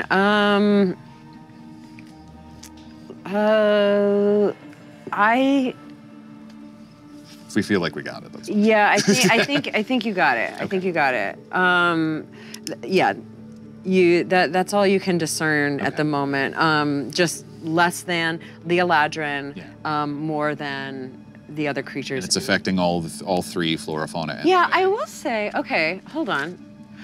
Roll, you are investigating. Both of y'all roll investigation, an investigation check. Everyone's freaking got advantage. All right, Crow has advantage from Seth Leopard. Thank you, Seth Leopard. Yes, and, Ego, nope. Actually, you don't have Oh, no. That's a 2 and a 3. And my investigation is not great, Okay. so that's a 2. My investigation is 21. Oh, 21. Go. Thank God there's one of us. You notice this hospital pod itself, this like gaping teardrop shaped domed room / building. You sense the wave coming through it as well, and like the structure itself is experiencing this blemish, this corruption. But I hate to be the bother, but can you take me to Gus right now? Is there any food in this room? Yes, there are some berries and like a bunch of fruit. Okay, so when he turns to talk to Bert, is in the process of stuffing all of it inside of his little he has like a little satchel. Okay. And eating the rest. Bert, Okay. leave some of that for the children, please. Please. Yeah, actually, yeah, like one. And so then he goes. Fine. Oh, he puts it back on the pile. Yeah. Yeah, for some reason, I guess the nurse was gone, but just comes back and sees this like pile of goo. And it, who put this here? Who did that? Bert points. Oh, now, I know you haven't been around these parts for very long, but this isn't very nice. Yes, I know. And I'll pull out what I have of a ration or something out of my you own bag replace it. here. Very sorry to Bert. Thank you. Take this as our. Yeah, these people are sick. Mm-hmm. Thank you. Okay. All right. And then I'll pick up an egg and put him over my shoulder and take it. This was like a plump fairy with like short little wings. She's not gonna go anywhere. She doesn't fly very much, but yeah, this is like Paula Deen fairy. Okay. Okay. All right. So then I'll pick up egg and carry him. This is not funny. I will follow them. Okay, cute. Okay, so with Egg in tow, Bert and Crow and Egg, they all make their way out. And at that point, that's when, you were summoning or calling for them. Wait, sorry, I need to pause. When you said you burned the creatures into your mind, what were you intending to do with that? I think, it's nothing. I genuinely just think it's, I think like you're trying to remember them for who you're saving, faces of who you're I think saving. it is, yeah. Well, and also just the width and breadth of the contamination that's happening. Okay. And the scope. And Amy, as Bert is carrying me to the next rooms, I'm making sure that this isn't just this room that Okay. is inundated by the waves in this potted hospital. Okay. I'm just making sure that it's in every, like I can see it in every room that we go into. Got you. Okay, so Or as is it just that room? I mean, are you detecting magic, or are you just No, kind more of of looking for the waves, looking- like okay. I saw them earlier. Okay, so you do hear a summons from Sir Helvengard, and you realize that this is you're gonna have to go see Mama Spriggan or Mama Greenspray, and you. I mean, it's not normal. It's not like on a tempo. It's not like every Sure. minute. But it's outside. But I of that guess. room. But I there's guess almost when like you were investigating, it did feel like the entire pod was a dark pulse in the walls, kind of thing. Or, exactly. Okay. Exactly. Shriveled and back to normal. That's bad. Creepy. Yeah. Okay. So I was actually escorting my mom to them, but then I'm assuming they come walking in as I'm about ready to. yes. Right. Oh. Yeah, I'm on Bert's shoulder. Are you all right? Everything's fine. Fine. No fear. Oh! I learned something. Okay, so.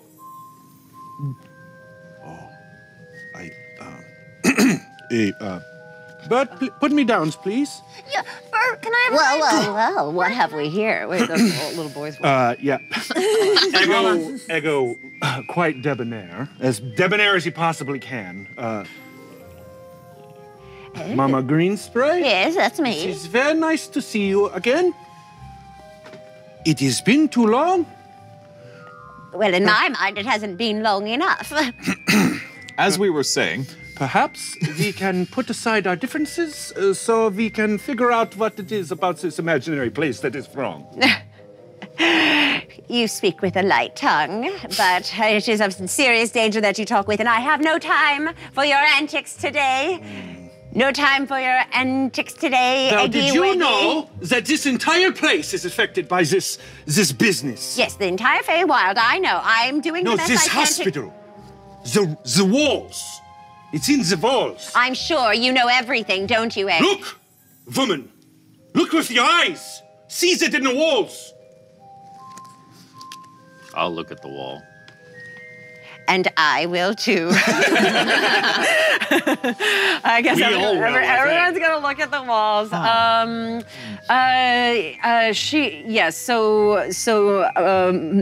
Nobody can actually sense anything at the moment, but Mama Greenspray adjusts her goggles, kind of gets right up close, uncomfortably close to this living, breathing thing up to just inside its bubble, kind of adjusts her lenses and is like, All right, fine. All right, fine. Right. Yes, everything is affected by the blemish, including this hospital. What do you expect we do? This is the most secretive pod that we have in this land. we have no time to waste. Have you figured out yet that it is some greater will that is causing this problem? This is a moral evil, perhaps a god or a demon or a devil doing this. This is evil. Humdrum, and he goes, Tiresias, wouldn't. And Mama Greenspray says, Well, you've been gone for 70 years. Tiresias could have done anything since you were lovers. and he goes, no, not my Tiresias, not this evil. I mean, I'm sorry. Tiresias was your lover, and you're sending your daughter? yes, I have trouble with women in my life. Yes. That is her as two mom? of us. Is Tiresias your daughter's mom?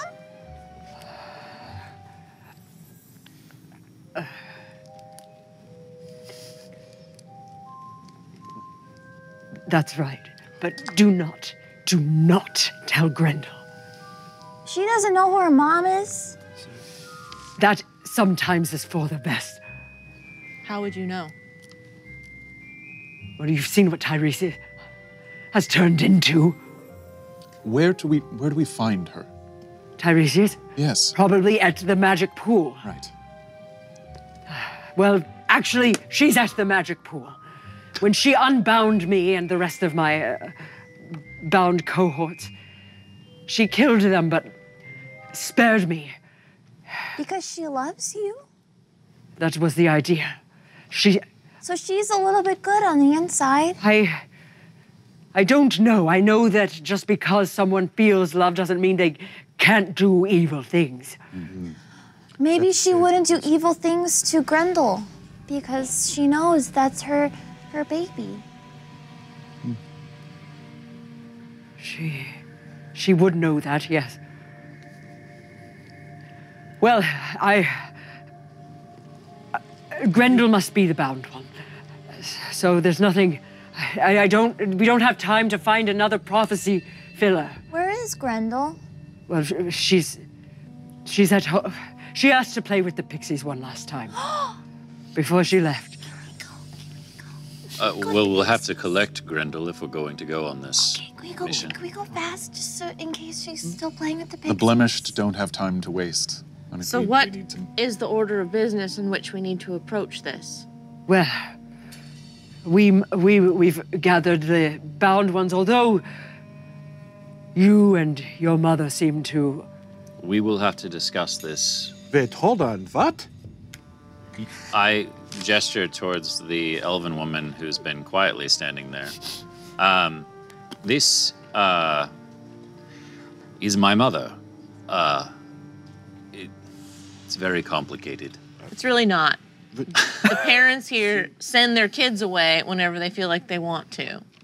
That's what I'm And they don't picking tell up them on. the truth either. Exactly. I find the truth is usually the best way. Mm-hmm. And I'm gonna walk over to the Eladrin and see if I can wake her up. Okay. As you are able to shake her awake, but Alora looks over to you, Gus, and she says,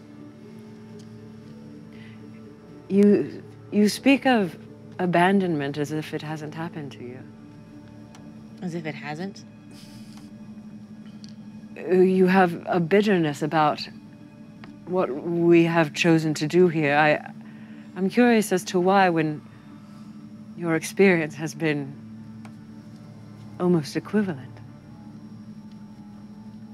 Yeah, it has been equivalent, and I don't agree with it. Those scars stay with you forever, and as kids, we have no choice in that. Right. And you say it's for the best, but who are you to say what is the best for us? Was that the best for you? I don't know. Exactly.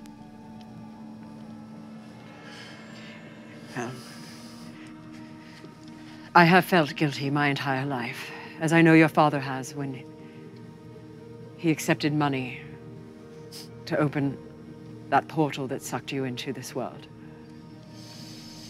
You seem to know a lot. We've been studying the prophecies for so long. Me, Mama Greenspray.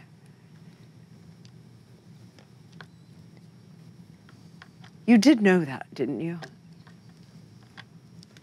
No. You were portaled? Yeah, I thought it was an accident. You're portaled where? Here. When you were 11? Yeah. But it was on purpose? Her father made the choice. He accepted a mere 1,000 gold.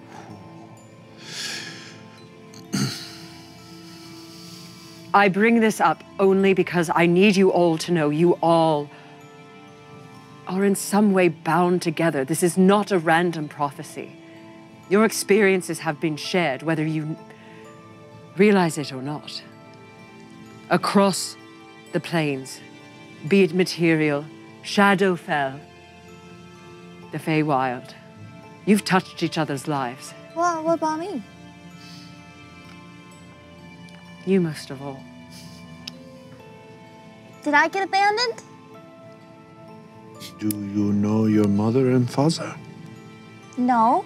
Then I would say you were probably abandoned. Was I? 100%.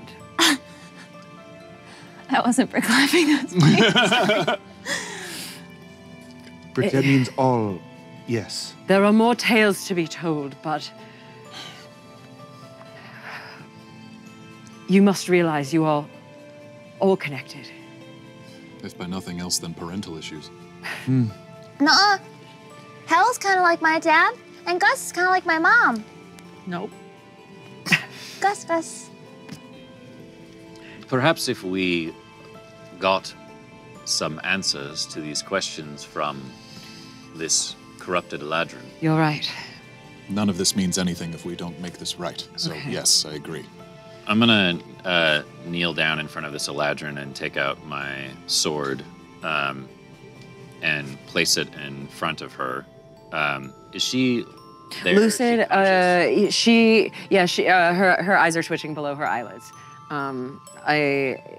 She's on the desk and pretty, unconscious, sleeping, but obviously. Okay, I'll bow my head and pray. May only truth be spoken, and may lies burn like bile in the throat of the betrayer. And then I'll cast Zone of Truth, so that anybody within 15 feet of my sword. Okay. And the name of the sword is Truth. Do I get a save against that? Yeah, you do. Is the name of your shield the American way? Close. Amy. Oh, I have advantage. What? Ego is also going to cast a spell. It says, our thoughts and imagination are the only real limits to our possibilities. And when she wakes up, I'm just going to have detect thoughts available. So. Okay, you got it. So it's a save for 15 DC. Charisma or was Charisma, yeah. Okay, so she does make it. Okay. 15. An 18 on the die. It's 15 is on mine as well as wisdom saving throw. Okay. DC 15. Do I get? Oh, sorry. This was from Lily Dumblestuck Fan. So thank you, Lily Dumblestuck Fan. And I do have an advantage again from Queso Gato. Queso Gato. And so 14 on the die plus 2 is 16. That passes. Okay. So what happens with the Zone of Truth? Well, anybody that attempts to lie within 15 feet of my sword. Is that all of us? Yeah. Won't be able to Okay. Unless they make the saving throw. Okay, awesome. And you know whether we make it or not, I believe, yes? Yeah, I'll know if you're, yeah. You can be evasive. Yeah. Oh, right, okay. exactly, Well, I yeah. guess I made it before. Oh. Okay, I did make it before I even answered a question. Yeah, I get surface thoughts even before her save. Yes, you do. Yeah. You definitely, yes. So you don't get to probe deeper, but as she wakes up, like, there's still a remnants of, you, and her eyes go wide even at Humdrum. You found them. How did you, oh dear. Her eyes lock onto, you can see her searching. She's searching, it's Humdrum she's looking for. She locks eyes with Mama Greenspray, she locks eyes with Elora. She's kind of avoiding you guys, but yeah, it seems like she's referencing you. Like she's overwhelmed by the people in this room. You get a sense of complete fear. Existential dread? Okay. Yes, existential dread, and even on top of all that, it's very conflicting, but hope as well. And yeah, so she's just a little overcome as she wakes up. I'll walk over and it's 6 feet. I'll hold my hand out. Shh, it's okay, you're safe. And I'll cast Calm Emotions. Okay. You can choose to not roll against it if you want, but it's a charisma saving throw, and it's to just make you indifferent if you're hostile towards anybody. Okay. Kind of flavoring it more just to calm her down. Okay. She accepts. Yes. Okay. Yeah, you actually sense that like the evil and the blemish is still doing work on her, but she's got a little bit of a fighting chance now, and you can see the Eladrin kind of sparkle and shine, the elvinness come back to her as she does calm down and her breathing slows. Do we all need to make a charisma save against your Zone of Truth? If you try to lie inside of it. If you, I mean, go ahead. I'm curious. Yeah. I mean, I don't know. I made one. I did not. Ego is gonna I saved actually. walk around the room. Okay. I'm still keeping. I got an 18. Detect thoughts up. Okay. He just has a thought, and he starts sensing. You can use it to sense within 30 feet of you whether there are mines that are not currently accounted for in the room. So I'm looking for if there are mines, thoughts, or somebody's there that I can't see. Yeah, it can be a way to see invisibility or something. So I'm just walking around the room, kind of. Speaking as someone who's familiar with that spell. Yes, you are. Yes, you are. A pro at this. Yes. Okay. You do not sense another mind at the moment. Gotcha. Crow will step forward next to Helvengard. Were you one of the Eladrin guarding the pool? That's right. Yes, I am. How did... I am so sorry. I'm sorry for hurting you. Well, I am sorry too. What happened? How were you turned by Tiresias? Tiresias, she is so powerful now. She has taken the magic that she is violently connected with. And she first focused it against us, the 5 that guarded. What happened to them? The rest of my... I'm afraid they did not make it. Right. Perhaps It was it's only for the you. best. Yes. And Humdrum survived. I don't trust myself. You must take my life. Tiresias has control over the magic. It's okay, we're gonna fix it. We may be able to cleanse the man. Everything's gonna be all better. Don't hurt yourself. Gus has You can her be kept sword here. halfway out. No, Gus. I feel like it's fading from me, but there's no possible way that her hold has left me. Allow us a chance to cleanse this. And if it can't be cleansed, I promise I'll come back and I'll do the job myself. What? We will find a way. There has to be some way to cleanse this corruption. I hate to be, bearer of the bad news, but then she says Tiresias may still have control over the... Tiresias may know we are coming now. Right. Oh, that is unquestionable. I feel it. I must tell my tale. Once upon a time, there was an Eladrin. She was a valiant warrior like yourself, like all of you. She was chosen. She held 2 short swords and wielded them like no other. She was chosen with 4 brethren to guard the magic pool, one of the highest honors of an Eladrin. I guarded it for several hundred years. While you were bound, she looks at Humdrum, while Tiresias even was bound. I've been there for several hundred years, centuries. Finally, Tiresias visited Humdrum every day, complaining of why she couldn't have access to her love. She became foul and blind in her jealous rage that the magic had Humdrum instead of her.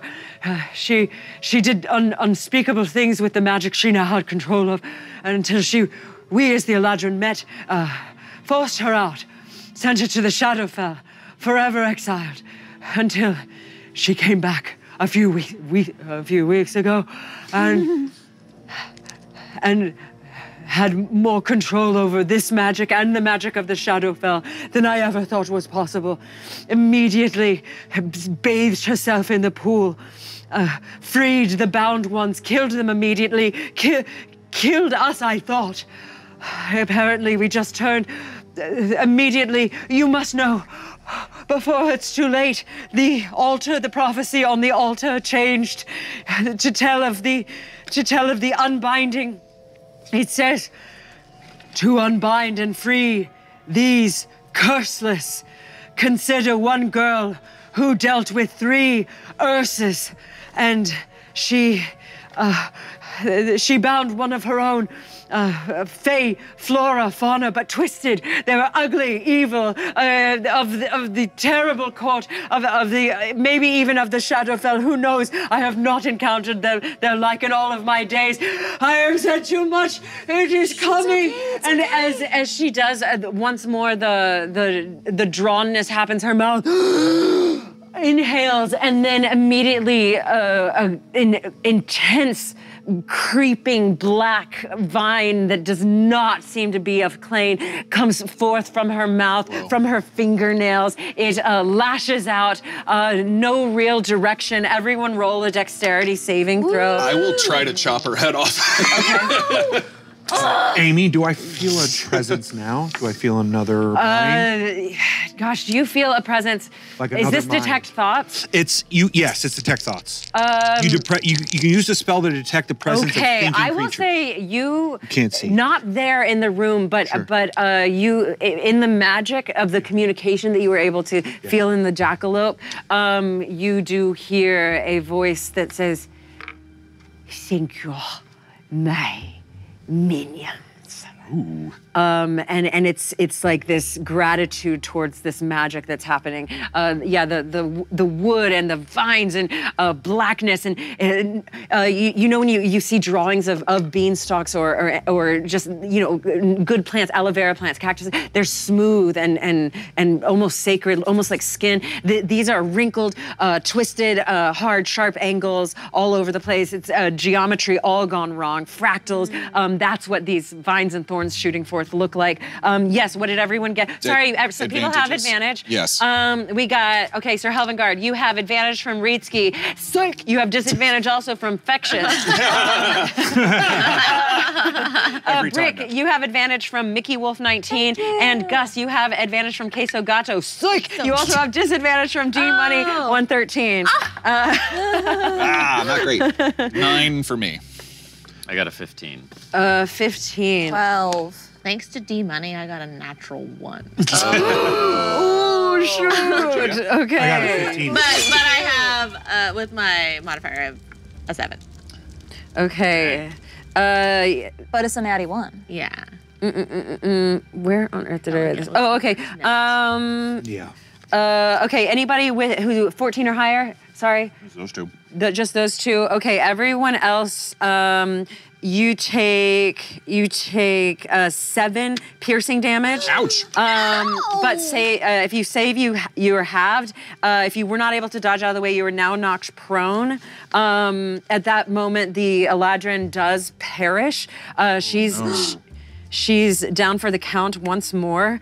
In what way does she perish? Does she just rip apart? Or? Yes. Oh my gosh. Oh my gosh. Yes. So glad you asked. Yeah. The vines themselves. This magical force. It's unnatural and it grows. It pierces through her skin. At first, it's just through bones and fingernails and mouths and orifices, but eventually it does kind of. Shoot forth from her skin, and everything kind of goes gray around her. She's back to that what you would associate with a drow, and yeah, her insides are pierced. Ribs have kind of turned gray and crumbled. The wood and the vines did terrible work on her, and yeah, there's not much of a body left, but the face that's there, the eyebrows, it's just wide gaping fear. Is it still going, or has it no. explosion and stopped? The explosions and then it stopped. Okay. Alora grabs your hand and says, "We must go, son. We must go." And Mama Spring goes, "Yes. We must be on our way. We must find Grendel. Humdrum, where is she?" And as they're doing that. Kind of bustling around, the next thing that happens is the plant, the pod that you realized was there and also corrupted. The same thing kind of happens. The spies or whatever, the magic has pinpointed you, and this plant, the bindle, kind of opens up.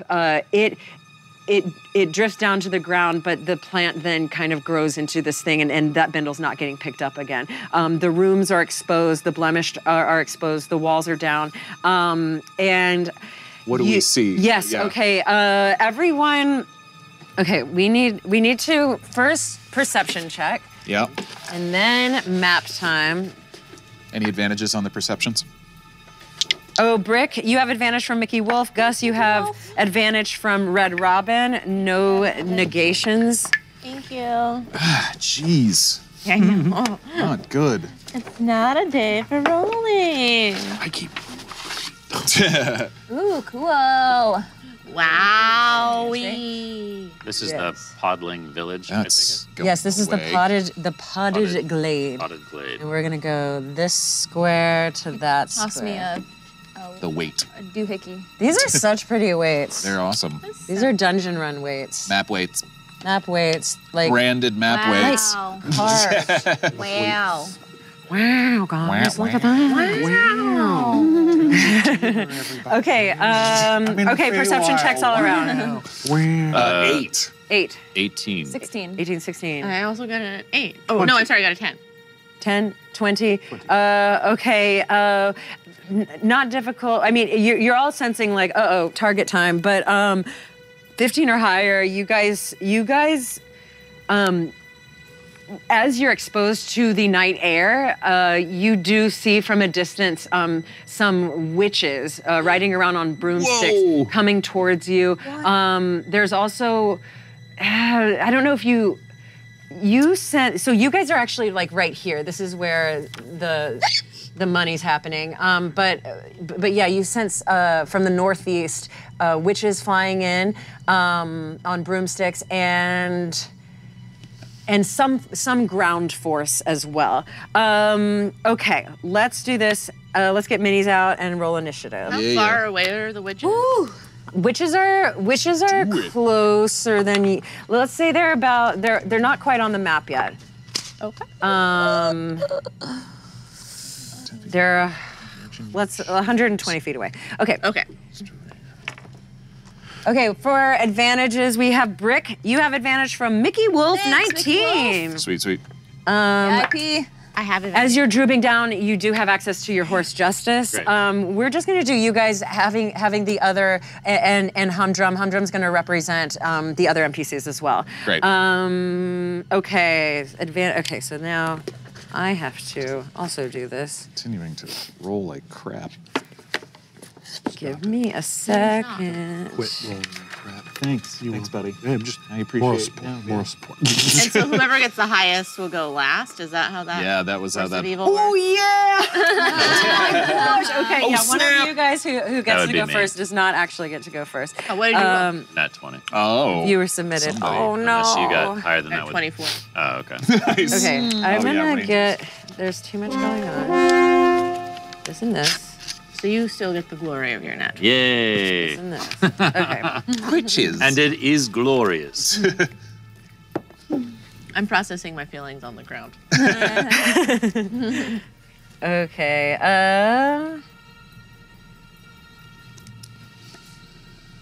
Okay. And Let's get to it. So many druidy choices. Okay. All right. Anyone get a 20 or higher? I got a 20. Natural 20? And that means you go last. No, I got a 24. Sorry. You are 24? Nat 20 beats that, though. Okay, first, well, that's my rules. Nat 20 will always win for initiative. Okay, this is the viewer submitted after the next initiative roll is complete. The player going first now has the last initiative. Bam, spent. Okay, okay, so we'll put Helvengard at the last. Sure. And then so Gus, you are now at the top. Cool. Anyone? Okay, 19, 18, 17, 16, 15. 15. Okay, that's great. What's your dexterity? My dexterity modifier is +2. This is you versus Humdrum. Okay. 15 is my dexterity. 15's your dexterity. Yeah, so +2 is the modifier. Cool. Oh yeah. Okay, great. Yeah, you go first. Okay, and what is your freaking character? I'm forgetting everything right now. Ego. That's right. Okay. Sorry. Ego. So much happening. Yes, Humdrum. Okay, 14, 13, 12, 11, 10. 11. 11. And a okay. 5 for me.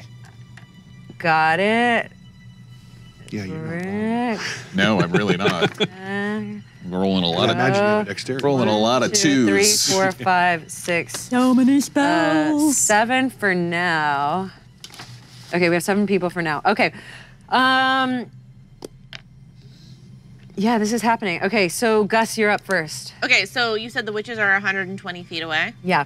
So I will then. Are we still prone? If I fell during the dexterity throw, do I need to get up?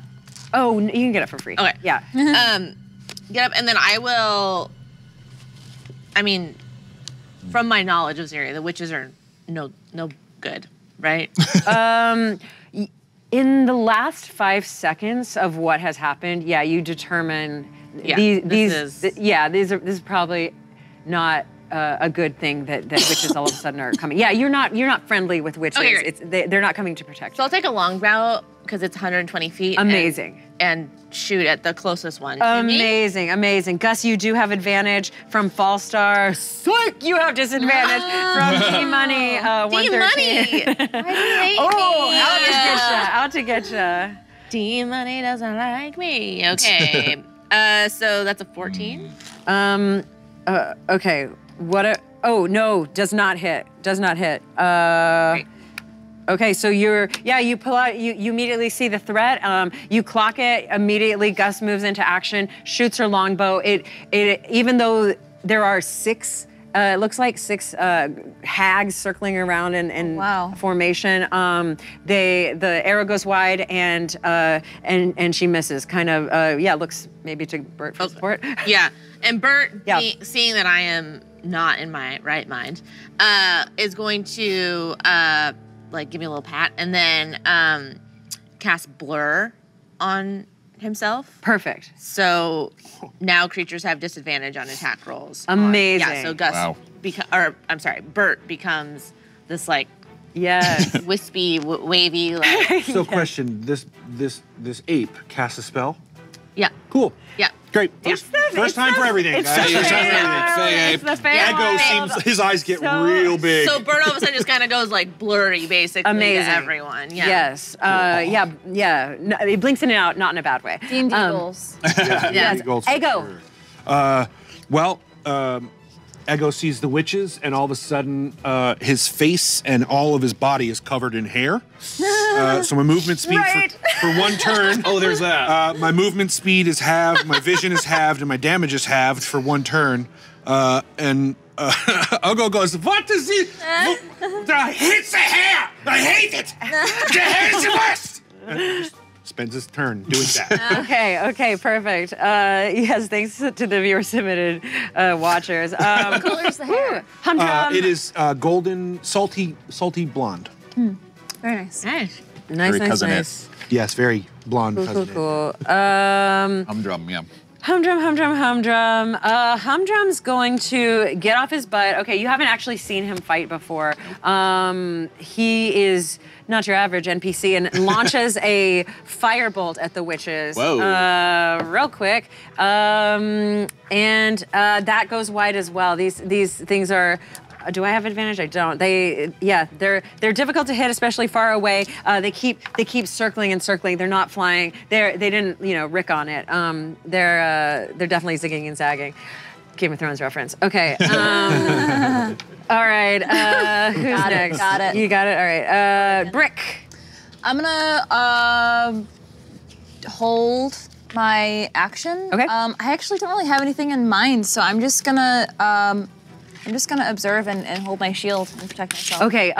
As you do that, and Humdrum misses, he does shout, "Who are the most vulnerable of us? What are they? Are they targeting us? Are they targeting the bound ones? They were targeting me earlier. Is it me? Who should we protect?" Circle around the bound ones. That seems to be. Yes. Yeah, that would. My daughter. Where is she? Where?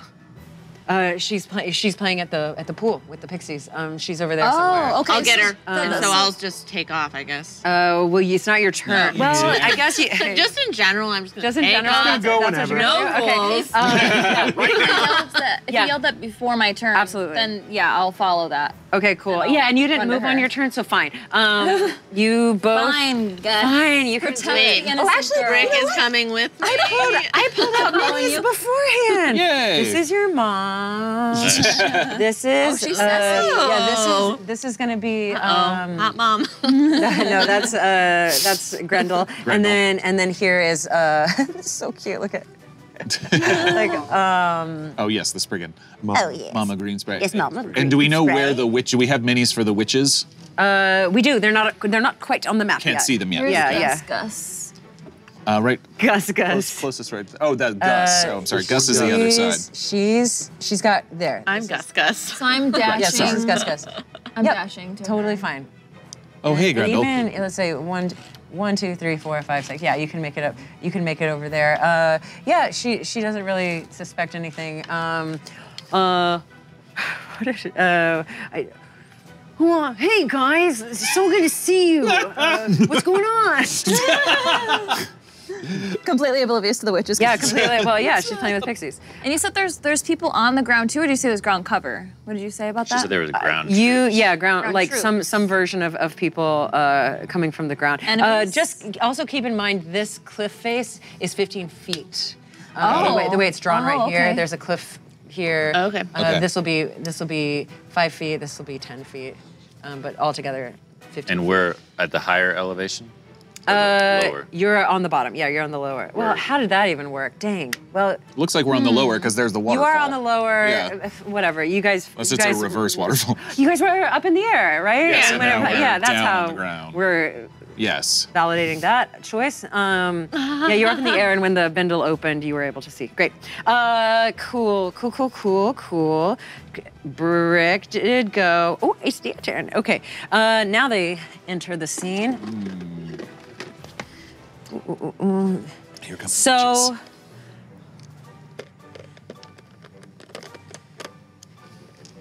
Okay. Ooh, 5, 10, 15, witches. 25, 30, 35, 40, 45, 50, 55, 60. Okay. They come. They seem to travel Whoa. in groups of 3. Whoa. Wow. Nasty. Or that's what their formation kind of looks like. They haven't broken the six formation yet. Nice. Let's put them all. Oh, we got Yeah. a double level. Yeah, they're like Yeah. they're high. They're high trained in and theater. flying. Yeah, they are. They are flying. They are high up in the air as well. So they're about 60 feet up in the air. Oh, too. okay. Yeah. 60 feet away and 60 feet up. Yeah, but we're not gonna do a squared b squared c equals c squared for your ranged weapons. Okay, like Thank it's you. just gonna be, yeah. Well, you would have Right. liked that. Only you can. Yeah, only you would have Okay. liked that. What is the hypotenuse? Exactly. We're not doing a hypotenuse for this. Okay. Brick, hag, crow. Crow, I think obviously I can see them approaching at this point. I'm going to use some of my speed. That's the cliff face right there. I'm going to start running up that side where that stairway is. Oh, yes. My speed is 40 feet, so I will start heading up that 5, direction. 10, 15, 20, 25, 30, 35, 40. Yep. And then I'm going to use my action to cast Conjure Animals. Amazing. And I am going to I can cast 1 beast of challenge rating 2 or lower, 2 beasts of challenge rating 1 or lower. I'm going to summon 2 giant vultures. Okay. Okay. And sorry. So many people have Gonna be stretching the limits of minis. And we can use dice to you know. Yeah, but why do we do that when we do have some? They're not vultures, but they're winged creatures. Perfect. And that's a 60-foot. So I can summon them within 60-foot range. Yeah, that would get to. And I have to roll initiative for them, so they don't just get to move on my turn unless They're we going to want move on your turn. Okay, great. Because I don't want to keep track of another. That thing. makes sense. Okay. Can they get an attack on the Right first? now, no. That your action is summoning them. Yes. Yeah. Okay. Great. So. But they. Here's what, by them summoning them, I'm gonna give at least this little coven of witches a saving throw. What's your save DC? It is 14. Okay, so I'm gonna give them a dex saving throw just for like being a little spooked that things Great. just flew up. So and I'll just make 1 for the lot of them. And sorry, you said 14. 14? Okay, Yes. Dex will be 17 plus 1. So yeah, they were spooked a little. You can see that they're like driving their broomsticks all over the place, but ultimately still good. Crow, Helvengard. Look how, look. Guys, and just to make sure I knew you were last. And they're still a ways away, and right now it's just me and the bound ones, essentially, or the ones that are going to be the bound ones. Yes. All right, then I'm going to get Justice. Put. Yes, yourself some justice. And in what way are you going to do that? What's Yes. the action that you're taking? I'm going to mount Justice. Okay. And ride Justice. This is getting weird. And then I'm going to Never help stop saying Alora, my mom, up on top of the horse as well. Okay. Mommy. And then I'm going to hand her a platinum ring and tell her to put it on. Okay. And then I'll cast Warding Bond. Nice. Oh. Okay, amazing. What is warding? And that It takes gives her resistance, increases her armor class, and if she takes damage, I take half of that damage. like And away from her? Yeah. Okay. Like if she takes 10 points, then she would only take 5, and I would take half of 5, and she would take half of 5. Got it. Does that make sense? You just divided It's by split 2 in half. twice. Right. Yeah, well, Okay. and the 2. Resistance gives her the halved. Yeah. Oh, she's resistant, so that's 5. Yeah. And then you get to take half of whatever damage Correct. she takes. Got it. Yeah. Okay, cool. So good to know. All right, so we'll say, Laura, it's with Very you. on theme spell. Yeah. Yeah, that's it. And yeah, then, she's there with you. That's my movement and my action, and I'll look over my shoulder back at the others and say, "Are we staying, or are we staying here to fight, or are we moving on?" We can't let them have their way with this village. There's too many vulnerable people here. Agreed. And then I'll start to escort my mom, and hopefully they'll follow along over Yeah, we'll here. say the NPCs are like, oh, give me some more of that ward. Okay. Yeah, how far over? Just so that we're all collected in one place. and- Yeah. Good. Yeah, Good, yeah, good, good. great. Okay, we'll say Yeah. that's fine. I feel much more protected with a huge horse standing next to me. Yeah, yeah, Between a yeah, horse because and a justice sun is and a- so impenetrable. Yeah. Okay, Crow, Helvengard, Gus, back to the top. All right. Oh, sorry, Crow. When you got up to the top of the cliff face, you also saw on the ground some very kind of weird, twisted creatures. You saw you saw what looked like a jaguar, panther-y type cat, but with moose horns.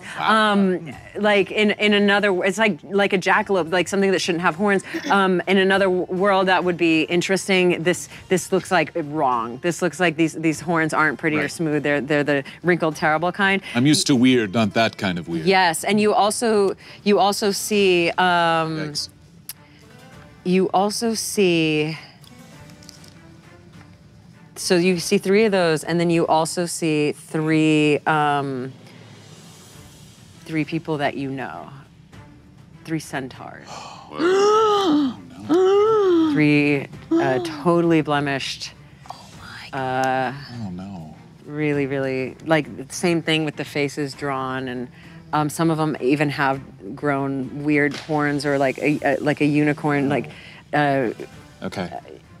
Yeah, Okay. the teeth are long. So we'll put those on the ground as well. Okay.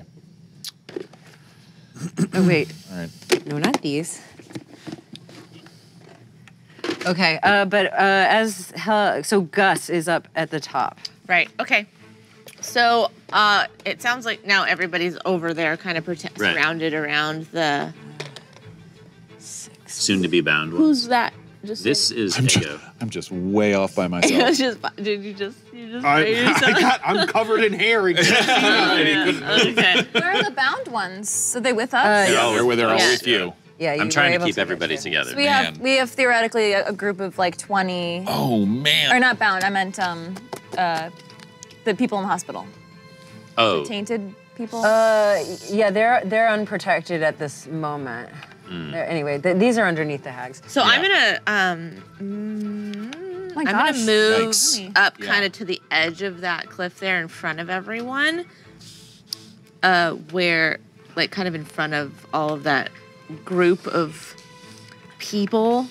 You And wanna then- actually go up the cliff face, or you? No, just like kind of to the edge of it. So I'm like in front of all of the Okay. people. I'm trying to see the. Okay, and then I'm gonna cast Fog Cloud on that group. This entire group. No. On them. That. On all. Okay, great. Yeah. Okay. Awesome. And that disadvantage for attacks, or they? Basically, they can't it see? just Become says, obscured. yeah, just everything. You create a 20-foot radius sphere of fog, which I'll kind of just center at the front of where they are.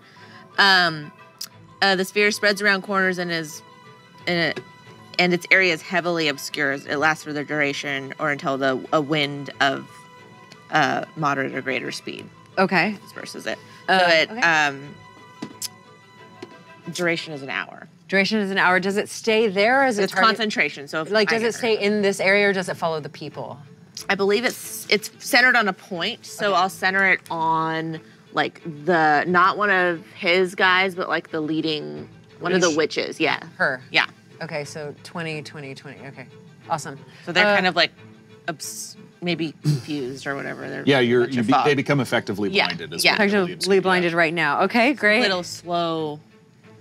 Okay. Right.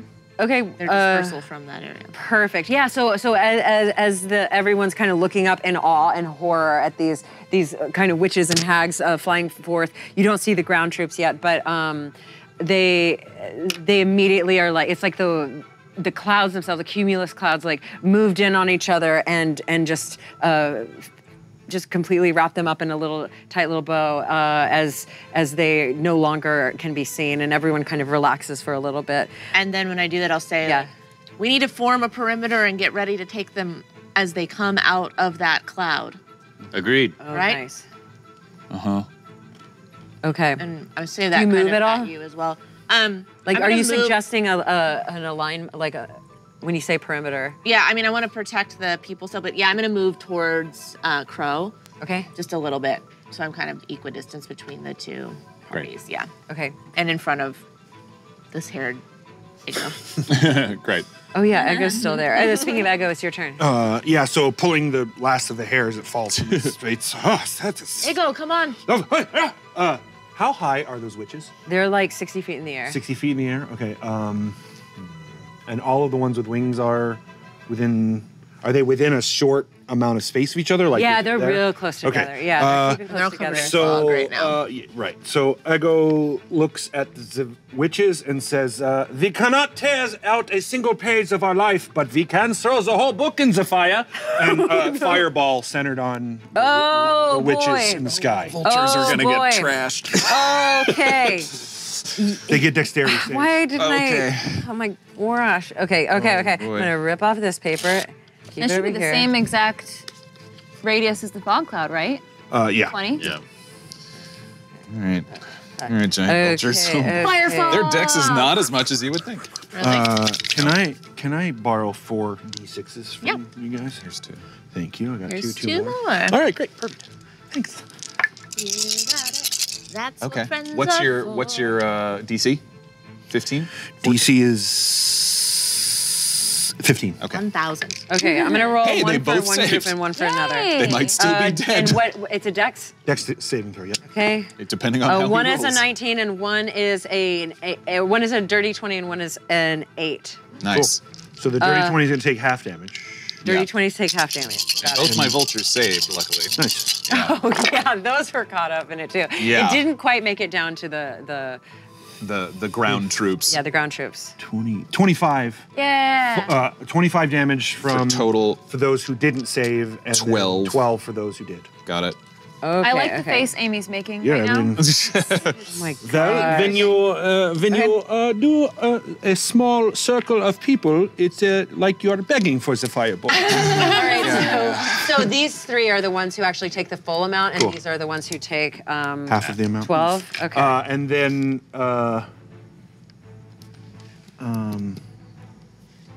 You toasted my birds, man. Yeah. 25 feet towards Crow. Sure. Or up this. Shoot! Oh There's got to be a mechanic for that. The fields of the blood. Everything's dead. Live show, baby. Was that the force from the ground? Yeah, that's the muck from the mushroom sorry, kingdom Matt. coming up. Oh no! I'm sorry. All of a sudden, the Myconids are partying hard. The Myconids are so When? Are the witches drunk now? Yeah. That's just the blight. That's just the infection spreading to everyone. I'm sorry. Listen, if the infection is wine, spread it this don't way. give 7-year-old 7-year-old boys. don't give 7-year-old ASMRs wine. If I totally corrupted. They can't hold their wine. Drunk on wine. Then I am in. Yeah. Woo! Okay. Give me some more of that tainted magic pool. All right. Delicious. Who is next? So that was Ego. Did you move it all? I did. Yeah, got he up moved with the- towards me. Oh, this guy. Yeah, move. I think even got up it. towards the stairs. Yeah. Oh yeah. Thank you. Thank you. Unless he's about to free solo that wall. Amazing. Okay, humdrum. Oh, that's me. Okay. Yeah. For he's going to. Yeah, you actually see him kind of disappear into, he's like, don't worry about me, I'll be right back. And he, yeah, kind of poof, and turns into, like with this pink, purple fairy dust kind of turns into like this weird cloud of pink and purple fairy dust, and kind of floats his way up, and the cloud kind of moves towards this area. Oh. Wow. And Okay, Humdrum. Cloud be cloud. Okay. Cloud v. Cloud. They're in there. Brick, you're up. Okay. I'm gonna say, stay close to me, I'll protect you. And I'm gonna do my ASMR thing and unfurl my baby wings. And, oh, I get glimmering eyeballs also. Whoa. Yes, you do. So I have a flying speed of 30 feet. I'm not gonna fly right now though. Okay. What I am gonna do is cast my spiritual weapon as my bonus action. Nice. Cool. Which takes the form of a cute little wooden sword. Oh. And it has a range of 60 feet, so I'm gonna try to hit someone in the cloud. I mean, I know I'll have disadvantage. Sounds great. What spell are you casting? Spiritual weapon. Oh, okay, cool. Yeah, go ahead and try to hit someone in the clouds. Yeah. Second level, yes. Yeah. Oh, but you have advantage. So you were just rolling one die it. from Mickey Wolf 19. Take a thwack. Whoa. Oh. Oh, right, yes. I can't tell if Mickey Wolf likes you guys or doesn't like you guys. Oh, no. It's like, Mickey Wolf likes Mickey Wolf. Okay, that. who's the one who keeps giving y'all disadvantage? That's Big Mama Nerdle. That's, well, that But was she gives me advantage okay. sometimes too. Okay. Yeah, Okay. so she likes you, but he or she, I mean, Mama can be anyone, right? Really? Yes. Okay, Hey, so regular my old die companion. roll. Yeah, straight roll. Yep. On spiritual Straight roll. web. Which Your will be spell modifier. It will be with my spell modifier. Nice. Okay, so 15 plus 7. 22. Yeah, that hits. That hits someone. Okay, cool. See who it Someone hits. gets hit. So I'll do 1d8 plus my spellcasting modifier for damage, which is really cool, plus additional radiant damage because I'm an angel. Oh my gosh, okay. Oh, I rolled a 1. Oh no. Plus 4. 1 plus 7 plus Wow. 5 radiant damage. No, that's 7 to attack. It's Oh, 5. plus 5, Yes, yeah. Okay. Plus, because that's my, Right. no, it's, plus my spellcasting ability modifier. Okay, yeah, so that's, oh no, it's plus 4. Yeah. That's plus 4. Plus 4, and then how much radiant So damage? 5, so 10 total. 5, Cool. oh yeah, 10 total. Nice. Spiritual weapon does force damage, so if it makes a difference, 5 force, 5 radiant. 5 force, 5 radiant. 10 total? 10 total. 10 total. Okay, great. Yeah. You can't see what happened, but I imagine it's the same kind of purplish radiant energy that goes forth into the clouds one more time. You point your tiny baby chubby fingers out at the cloud, and the light shines forth, and you can tell it hit something. The cloud and the fog is obscuring it, but it does light up kind of like a firecracker after too much smoke. So the cloud itself just looks really pretty and purple right now. And you stay there? Yes, I do. Okay. It's the hag's turn. So what you see... Moving in front of Gertie, or what's her name? Grendel. Grendel. Yeah, like that. What you guys do see is the fog cloud itself, because there is this fog and wind and everything, you see, it looks like pockets of air flying through the fog cloud, but you don't see what is flying through. So something's puncturing the fog cloud. I will say though, these two vultures will get attacks of opportunity on the invisible flying things that are flying through. So each gets an attack of opportunity? Yeah, each one. Awesome, great. Hang on, and they have pack tactics, which gives them advantage on attack rolls if the creature we need more advantage. Within 5 feet of their allies. So perfect. Yeah, they get that. All right, so one will do. Okay, great. We'll do beak attacks. Yes. Yeah, that's a 22 to hit for one of them. Okay. Hit. And only a 10 to hit on the other one. 10 misses. Okay, so it takes 2d4 plus 2 piercing damage. Nice. Nice beak. Get him, vultures. Get him, vultures. That is 7 piercing damage. Nice. Okay. Are you in communication with these vultures? Yeah. Okay. Hag tastes good. Okay. And you said 7 piercing damage. Okay. Yeah, but you see. It's what's for dinner. Hag, it's what's for dinner. I like the casual nature of which it told you. This was good. Okay, E.T. so. Dubs, Hag tastes good. Ooh, where did they go? They are gone, as far as you're concerned. Yeah, that's their turn. And the fog isn't obscuring the centaurs and other ground No, because folks? it was just 20-foot radius, and they were 60 feet up in the air, so... Wow, okay. No. These guys are going to all make their way... let's see. Oh, careful, Humdrum. 5, 10, 15, 20, 25, 30, 35, 40, 45, 50. Yeah, they're all gonna basically make their move En masse. En masse around here. Jeez. Are they crawling up on top of that boulder? Yeah. Okay. You're right. There's a boulder here. Oh. It's more than 20 feet away from my wooden sword. And let's see. Is that your spiritual weapon, a wooden sword? Uh-huh. Cute. I only get 20 feet though on my next bonus action. Keep following them. Jeez. Okay. They're not within 5 feet. Yeah. What you see? So the centaurs themselves, like as they're twisted, they do have some melee weapons, but it's not. What do you have? You have a scimitar, and I have a sling. A scimitar and a sling. Okay. Yeah. Theirs are a short sword. You see them coming forth, and you see you see 3 of the people that you are clan members with right at the front. They look like they do not recognize you. It's not like they're hailing you or anything. No. They're just moving forward. They look like actually, they're gonna dash. So 5, 10, 15, 20, 25, 30. Oh, they're 35, going right past me. 40, 45, 50. Yeah, we'll say that as a group, they kind of, they're able to go. Do I recognize these people? Sure, yeah, you would too, yeah. Uh-oh. These wouldn't, but I will give you 1 attack of opportunity on one of them. Give me or yes? Yeah, one of them. Okay. One of them is like the jaguar moose, or like 3 of them are the jaguar mooses, and then 3 of them are the centaur. Okay, great. I'll swing my scimitar at I guess one of the jaguars. Okay. Jaguar. Jaguar. Great, man.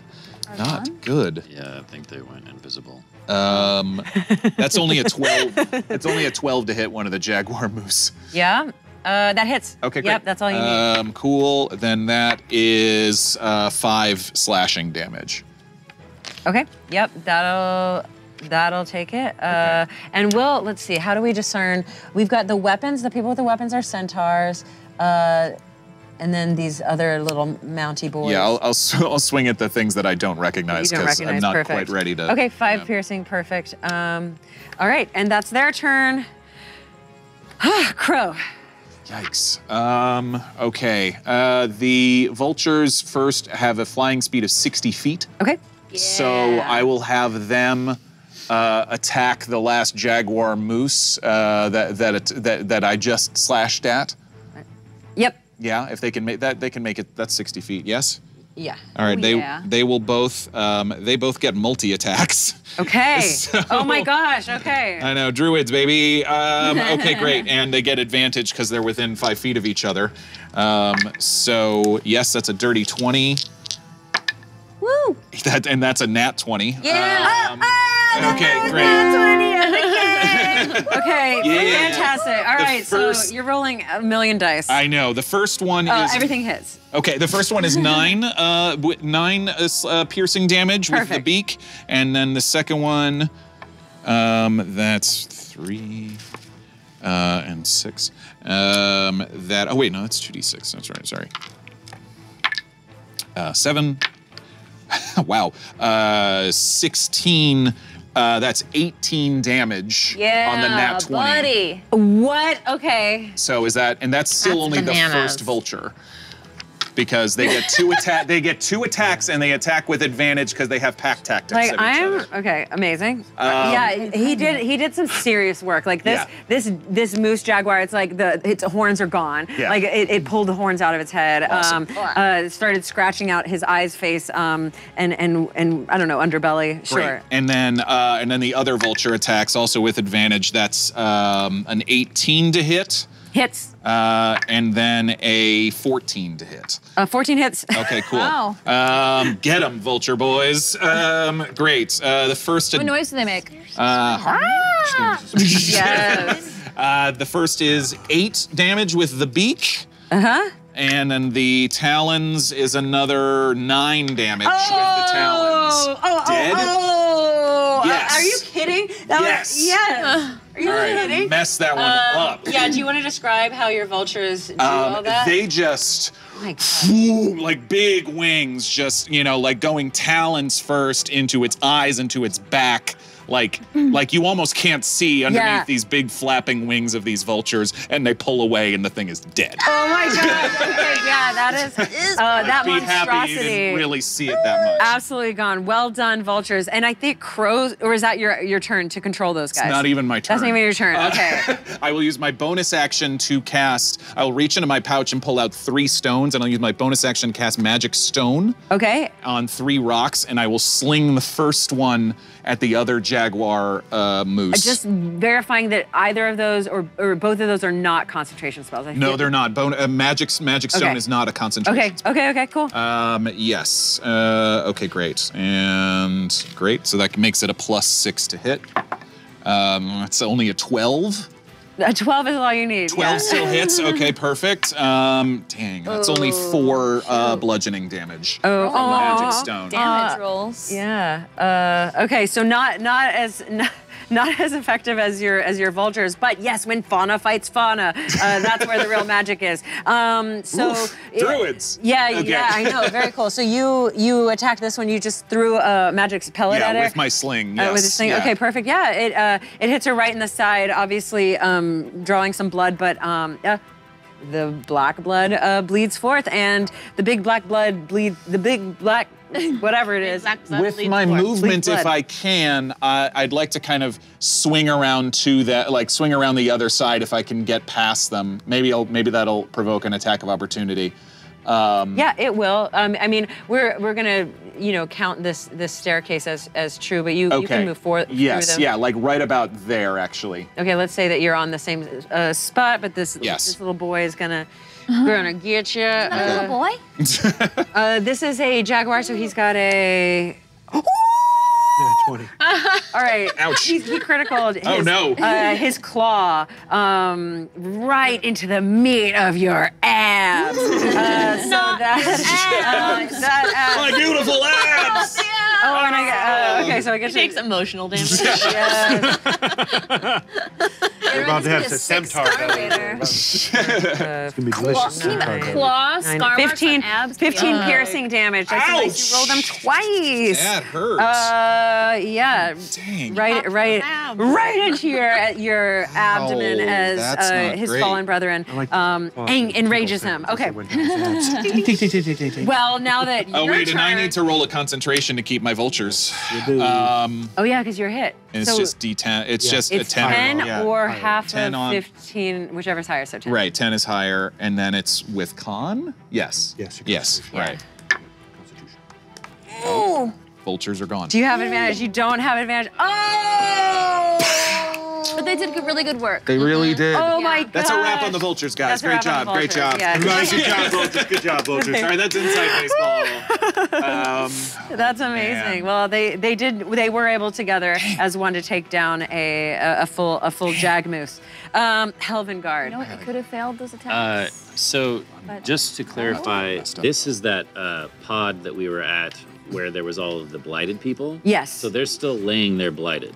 They're still laying there blighted. Yeah, I imagine. Would they move? Yeah, they probably would have run for cover at some. Those that can move? Those that can't. Yeah, yeah.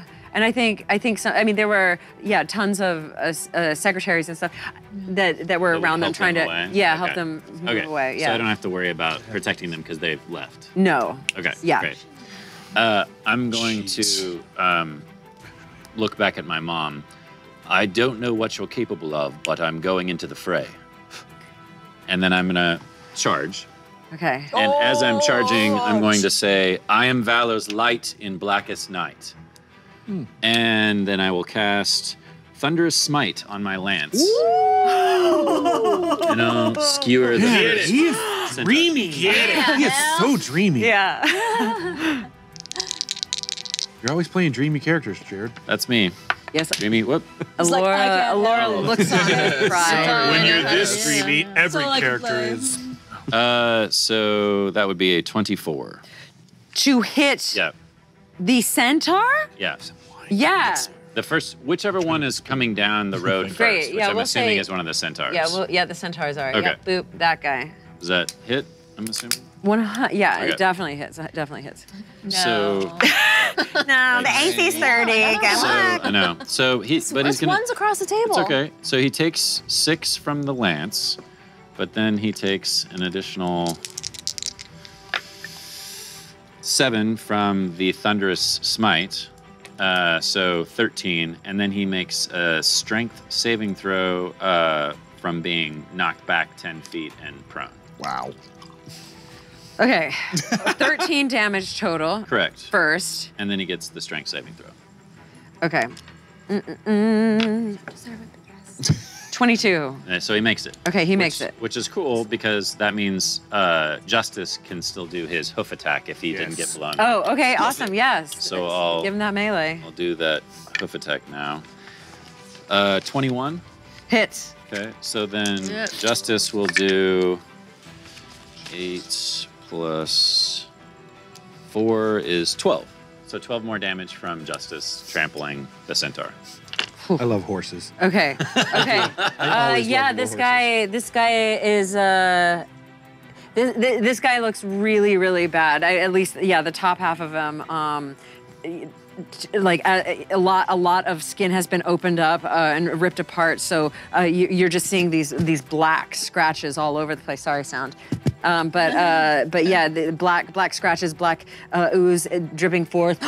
he takes it in stride though, and he as he flinches a little and then looks back. Oh my god, that's horrifying. Who is next? Helvengard That was went. Helvengard. I don't know if my mom does anything or not. Does she have any fighting capabilities? Yeah, she'll do something in a She's second. on the horse behind me. She's still on the horse.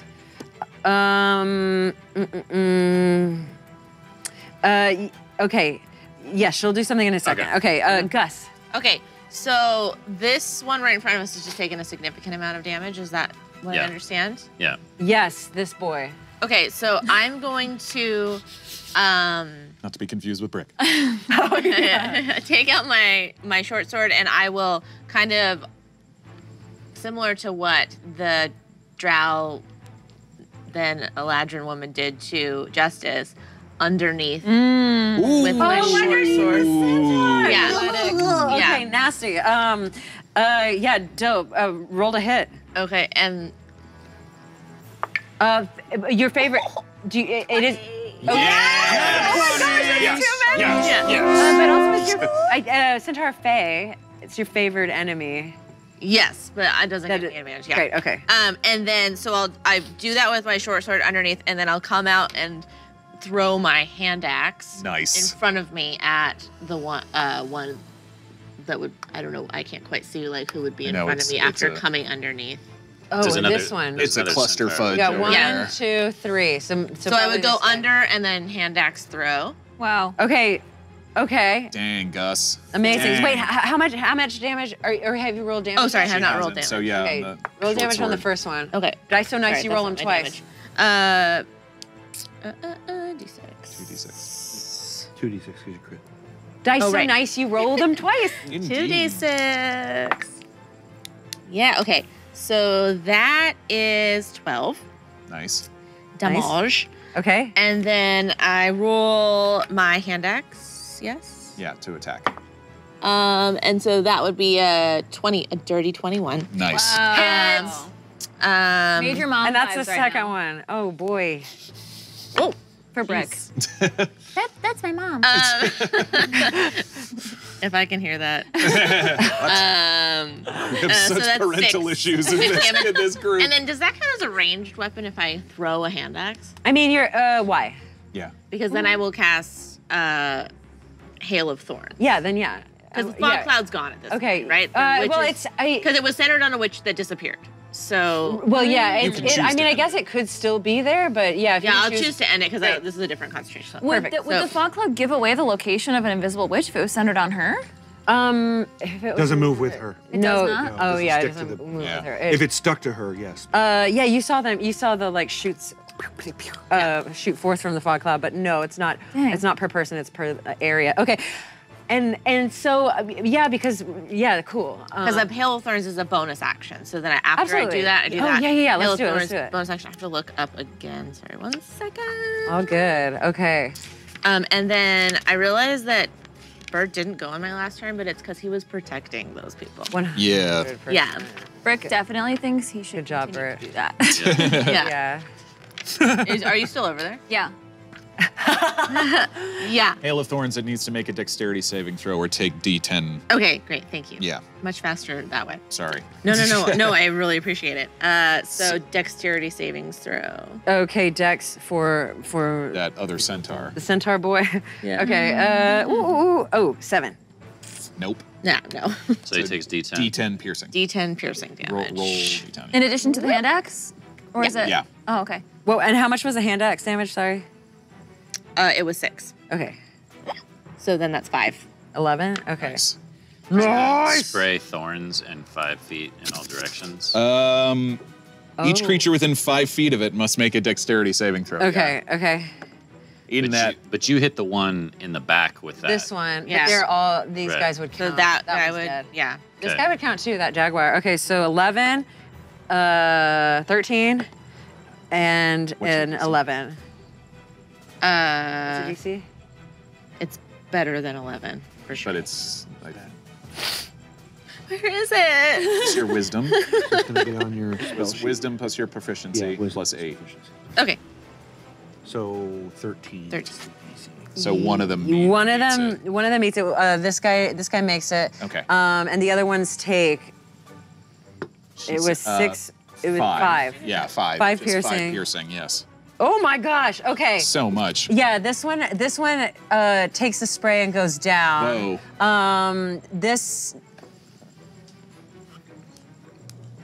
Oh no, because it was these two. So this one saves and takes half, or no? It's right there. Was able to dodge it? No. Oh yeah, half. So Half, two, so two on a successful. Yeah. Okay, and then this boy takes the full. Okay, 5.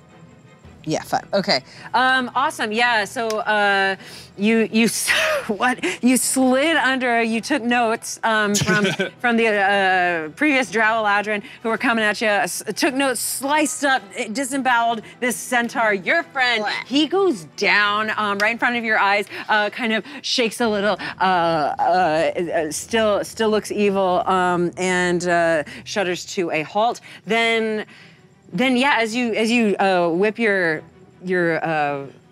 freaking vines, every single enemy in the way as you hurl your axe gets splashed with these thorns and vines that just whip them, and it's almost reminiscent of what happened in the pod earlier, and they're slapped across the face. Is Ego still in the middle of all those people? Ego is on the outside over here. Okay, great. So and then Bert will go. Sure. Get it, Bert. So I'll use my movement because as they're getting like hit by the thorns, to kind of go over to where Ego is. You want to go around or through? Well, You'll provoke opportunity attacks. Yeah. There's a lot of them too. Either way. Either way, okay. You could go around me and get close to him. Not right next to him, but. Yeah, I just want to go around to kind of have a step back from where they are. Yeah. 15, 20, 25, 30, I'm assuming. If she's moving if she past stays all those if she people, stays though. engaged You have with to that. exit. You have to Oh, I Yeah, see. she's gonna have So to she'd have to use a lot more disengage or movement. something. I'll stay there. Okay. And then I will duck as Bert throws a rock. Yeah. Okay. Oh my gosh. Beautiful, Wait, is he moving? synergistic battle He tactics. he won't move. He'll stay kind of back there. He has range. You got some range. Okay. Come back, put The most. Nope. He'll get within 25 feet. So he's in front of you, so he might have to 5, move like 10, 5 15, feet. 20, 25. Okay. Yeah, great. he's fine. All right, so yeah, that's the guy with the most amount of damage to him. He'll throw a rock. Okay. And he's still blurred at the moment. Yeah, So he is. that's a 23. Nice. Hits. Yep. So then he does 5 damage. Yep. Cute. Takes it. Okay. And then he looks back at Brick and gives Brick a little thumbs up. Oh, cute. A little rapport forming. Team bonding. Ego, your turn. I have a question for you. When Okay. on our way here, while we were riding, there's no point at which we could have short rested, correct? Assuming. So it's like an hour long. Did you say that you should? No, that was why I was asking. Cool. So Ego, realizing that the witches have disappeared, casts a spell and says, "The only thing worse than being blind is having sight but no vision," and casts see invisibility. Ooh. Yeah. So you just tell me where they are. Yeah, they're there's no save. They're right above you. They're right above you. Cool. You're the only one who can see this? Yeah, when Ego says that, The witches! They are above Brick! That's your turn. and then I will, if I'm, Oh man. am I within range? Where are you? I think you're Yeah, way that's the me hell right over there. here. Yeah, you're in range of something. Well, so if I move away, I'm going to get an attack of opportunity. Yeah, Yes. there's one. Yeah, of those there's panther one things. right there. Is it just Get one or those dead two? ones It's out. one. I will move. Okay. I will still move around the group. Okay. So I'll take the attack of opportunity against you. Okay. Cool. An 8. Does an 8 hit? No, it does not. You lucky gnome. Yep, so I'm just going to kind of circle around the group and go towards Brick as far as I can. You can move through friendly. 5, 10, 15, 20, 25. I only get 25. 25, okay. And there's a bush there, so you're a little obscured. Okay, you have a little bit of cover. Okay, Humdrum kind of curses himself. The pink cloud of Humdrum. Come back, Pink Cloud. Come he back. does. He drifts back and turns into his normal form right next to his daughter. He made a mistake. Okay. It's all right. It happens to the best of us. I'm not playing. I'm trying to do what he would do. But Brick, you're Okay, up. I have just screamed at the air above me, and I'm gonna cast Well, first I'm gonna move my sword 20 feet from where it was. Okay. I don't know where it would really end I up. want to just use like, I mean, if it was over in the middle there, just use a die to represent it. Thanks. So it was like over here-ish. Okay. So 5, 10, 15, 20. So it That's your starts bonus coming action. back. Yeah. Okay. Yeah. That's my bonus I action. want that bowl back. I'm so sorry. No, I'm I'm just. I'm sorry. Jessica, room. All good. Oh, You're doing great. on the table. And then I'm gonna Oh, cast. wine wasn't enough, was it? We gotta get nuts on the table too. Hey, it's not pretzels in the bowl this time. So I'm gonna cast with my bonus action Spirit Guardians. Nice. And they That's take the great. form of a swirling, sparkly rainbow. Yeah, they do. And That'll it's- mess you up if That you get, will if you cut get you. within range. And what is that radius? So this is 15 feet around me. Including above, I assume, yes? It's a 15-foot radius around me. Yeah, it's concentration. Nice. That's great. And I can choose, I can designate any number of creatures to be unaffected by it, so all the friendlies are gonna be unaffected by it. If an enemy essentially enters my area, their speed is halved.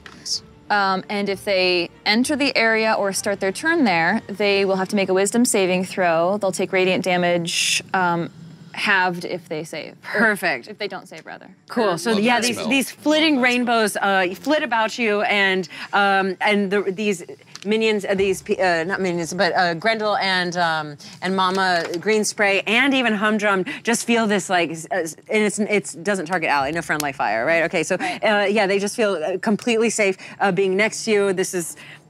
As far as Grendel's concerned, this is what was happening seconds ago when she was playing with the pixies, and in that moment, the hags do appear because they are zooming down right on top of Grendel and the Grendel and Mama Greenspray. But they will take some damage if they don't make their wisdom saving throw. Yeah. Again, we'll do just a couple of groups. Yeah. Only a 2 and a 3. Nice. Heck yeah. So they fail. How much damage did they do? It's like a lot, It's like right? 3D. 3d8 radiant, 3d8, plus, nice. plus an additional 5 because I have my wings. Nice. Oh, another 1! Are you kidding me? Roll it 2 more times. 6, that's 7. 9 plus 5. 14. 14 for everything. 14 radiant damage on all Well, of only them. one attack can deal the additional 5. Oh. So let's do it with the one who's about to die. Nice. Yeah, as they dive in, you can tell they're closing in, trying to grab these bound ones. It's try to grapple them, but as they do, and this one encounters a rainbow, slice and diced by a rainbow. By a Dead. rainbow. Dead. D&D. how Brick does it. Yeah, the freaking rainbow kills it. The other few are going to. I'm not even gonna roll for it. Three of them grab Mama Greenspray. Do they all take 9 radiant damage? Oh, good call. Everyone who enters my 15-foot radius. I wasn't trying to cheat. I know. But I did I'm cheat helping. a little. Okay, I'm so helping 9. myself. Okay, yeah, they look worse for the wear. This did none of them any favors. Nice. 3 of them grab Mama Greenspray, and they're going to, let's see if they sunk down. They're going to fly up in the air. How high? They can't fly that high. I'll say 10 feet because they did Okay. spend a lot of their turn. Do I get an opportunity attack since they're coming within-ish? You can have an opportunity attack on the 2 that grab Grendel. Okay. Actually, I did say they were 60 feet in the air. They're still up in the air, but they're like, yeah, they're trying to fly They're away. plummeting. They're like 5 to 10 feet in the air at the moment. Okay. These Let me know. you can take an attack of opportunity of, yeah, because they have to come down and get it and then leave. So yeah, go ahead. With your super cute mace. Yeah, literally says that on my sheet. Yeah, I guess so, because crossbow would Super be... cute mace. Would be, yeah, not melee. It has to be melee, yeah. Sum it up. I just want to make sure mechanically this is okay. So I have a shield, and I have a free hand for a weapon. My spiritual weapon is something that's been cast already. Okay. This is all cool, Yep. right? Yeah. Okay, this seems like a lot. And you're using your reaction to Yeah, swing well, your mace. Morgan got 2 vultures, so I think you're okay. Yeah, okay, so I'm gonna pull out my super cute little like golden mace that's like a sun. Okay. And it's back. Both of them? Just one. Oh, one. Rick, You'll you get have one advantage swing. from Mickey Wolf Oh, right, 19. 'cause it's my reaction. Mickey Wolf. Advantage? Oh, thank you. Yeah. Thank you, Mickey Wolf. Oh, shoot. It's only a 9. 9 to hit? Yeah. Okay, that does miss.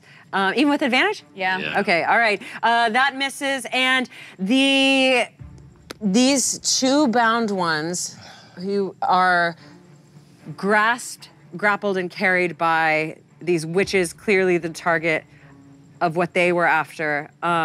Who knows what the centaurs are after, or the jagmooses, jagmeese. But as this party looks worse for the wear, Allura on the back of Justice looks around and says, I don't know. I don't know if this will help, but we do all remember the song that I sang to you as a child. Yes. It's part of the prophecy. You must have heard it. If we all sing it together, perhaps this will do something. Yay, a song! Does she take out a musical instrument when she's on the back of the And horse? she smolders the Is your camera. mom a bard? Maybe. Seems like The prophecy, if you remember, was in the form of a children's song. Yay. And we'll sing. When she takes out that, Gus. Yeah.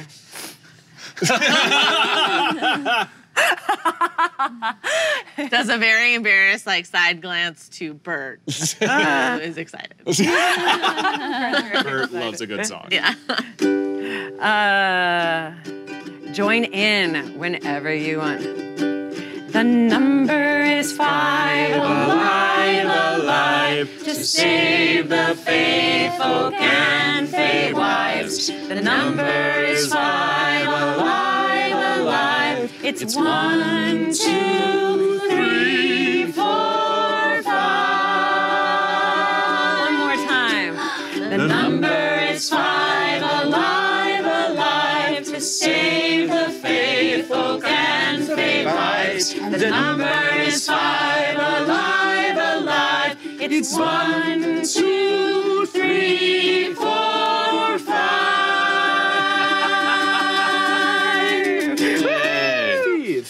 And on that note of desperation, but also hope, that will be the end of our episode tonight. So we'll leave you with that, with the hags closing in on the bound ones. What does the song do? Well, we'll see what the song does. We'll have to resolve that next time. Cliffhanger! Yeah! Thank you so much for watching, and we'll see you next week. Yay, that's awesome! Bad things. Amazing.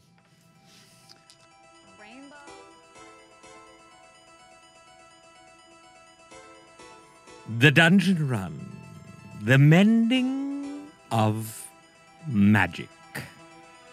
To all of you who played along and interacted with us throughout our evening, my humble thanks. And thank you to everyone that shared our adventure. And my respect and thanks go to Sailor Crescent Potter, Fragment of Heart and Soul, Slinging D6, Staple Clown, and White Shadow, whose viewer-submitted Force of Good and Force of Evil cards were used on tonight's show. And don't forget, the Dungeon Rundown, the official Dungeon Run After Show, airs live every Tuesday night at 6 p.m. Pacific. Our host, Trisha Hirschberger, sits down with the cast of the show and special guests to talk all things Dungeon Run, from community questions and episode recaps to theories and all of the fan art your mortal brains can fathom. The Dungeon Rundown airs right here on caffeine.tv/The Dungeon Run. Make sure to follow the channel to get live notifications. And of course, join us for the Dungeon Run next week and every Wednesday at 6 p.m. Pacific, right here, as the Dungeon Run continues. Until next week, for Jeff, again, I'll leave you with humankind. be both.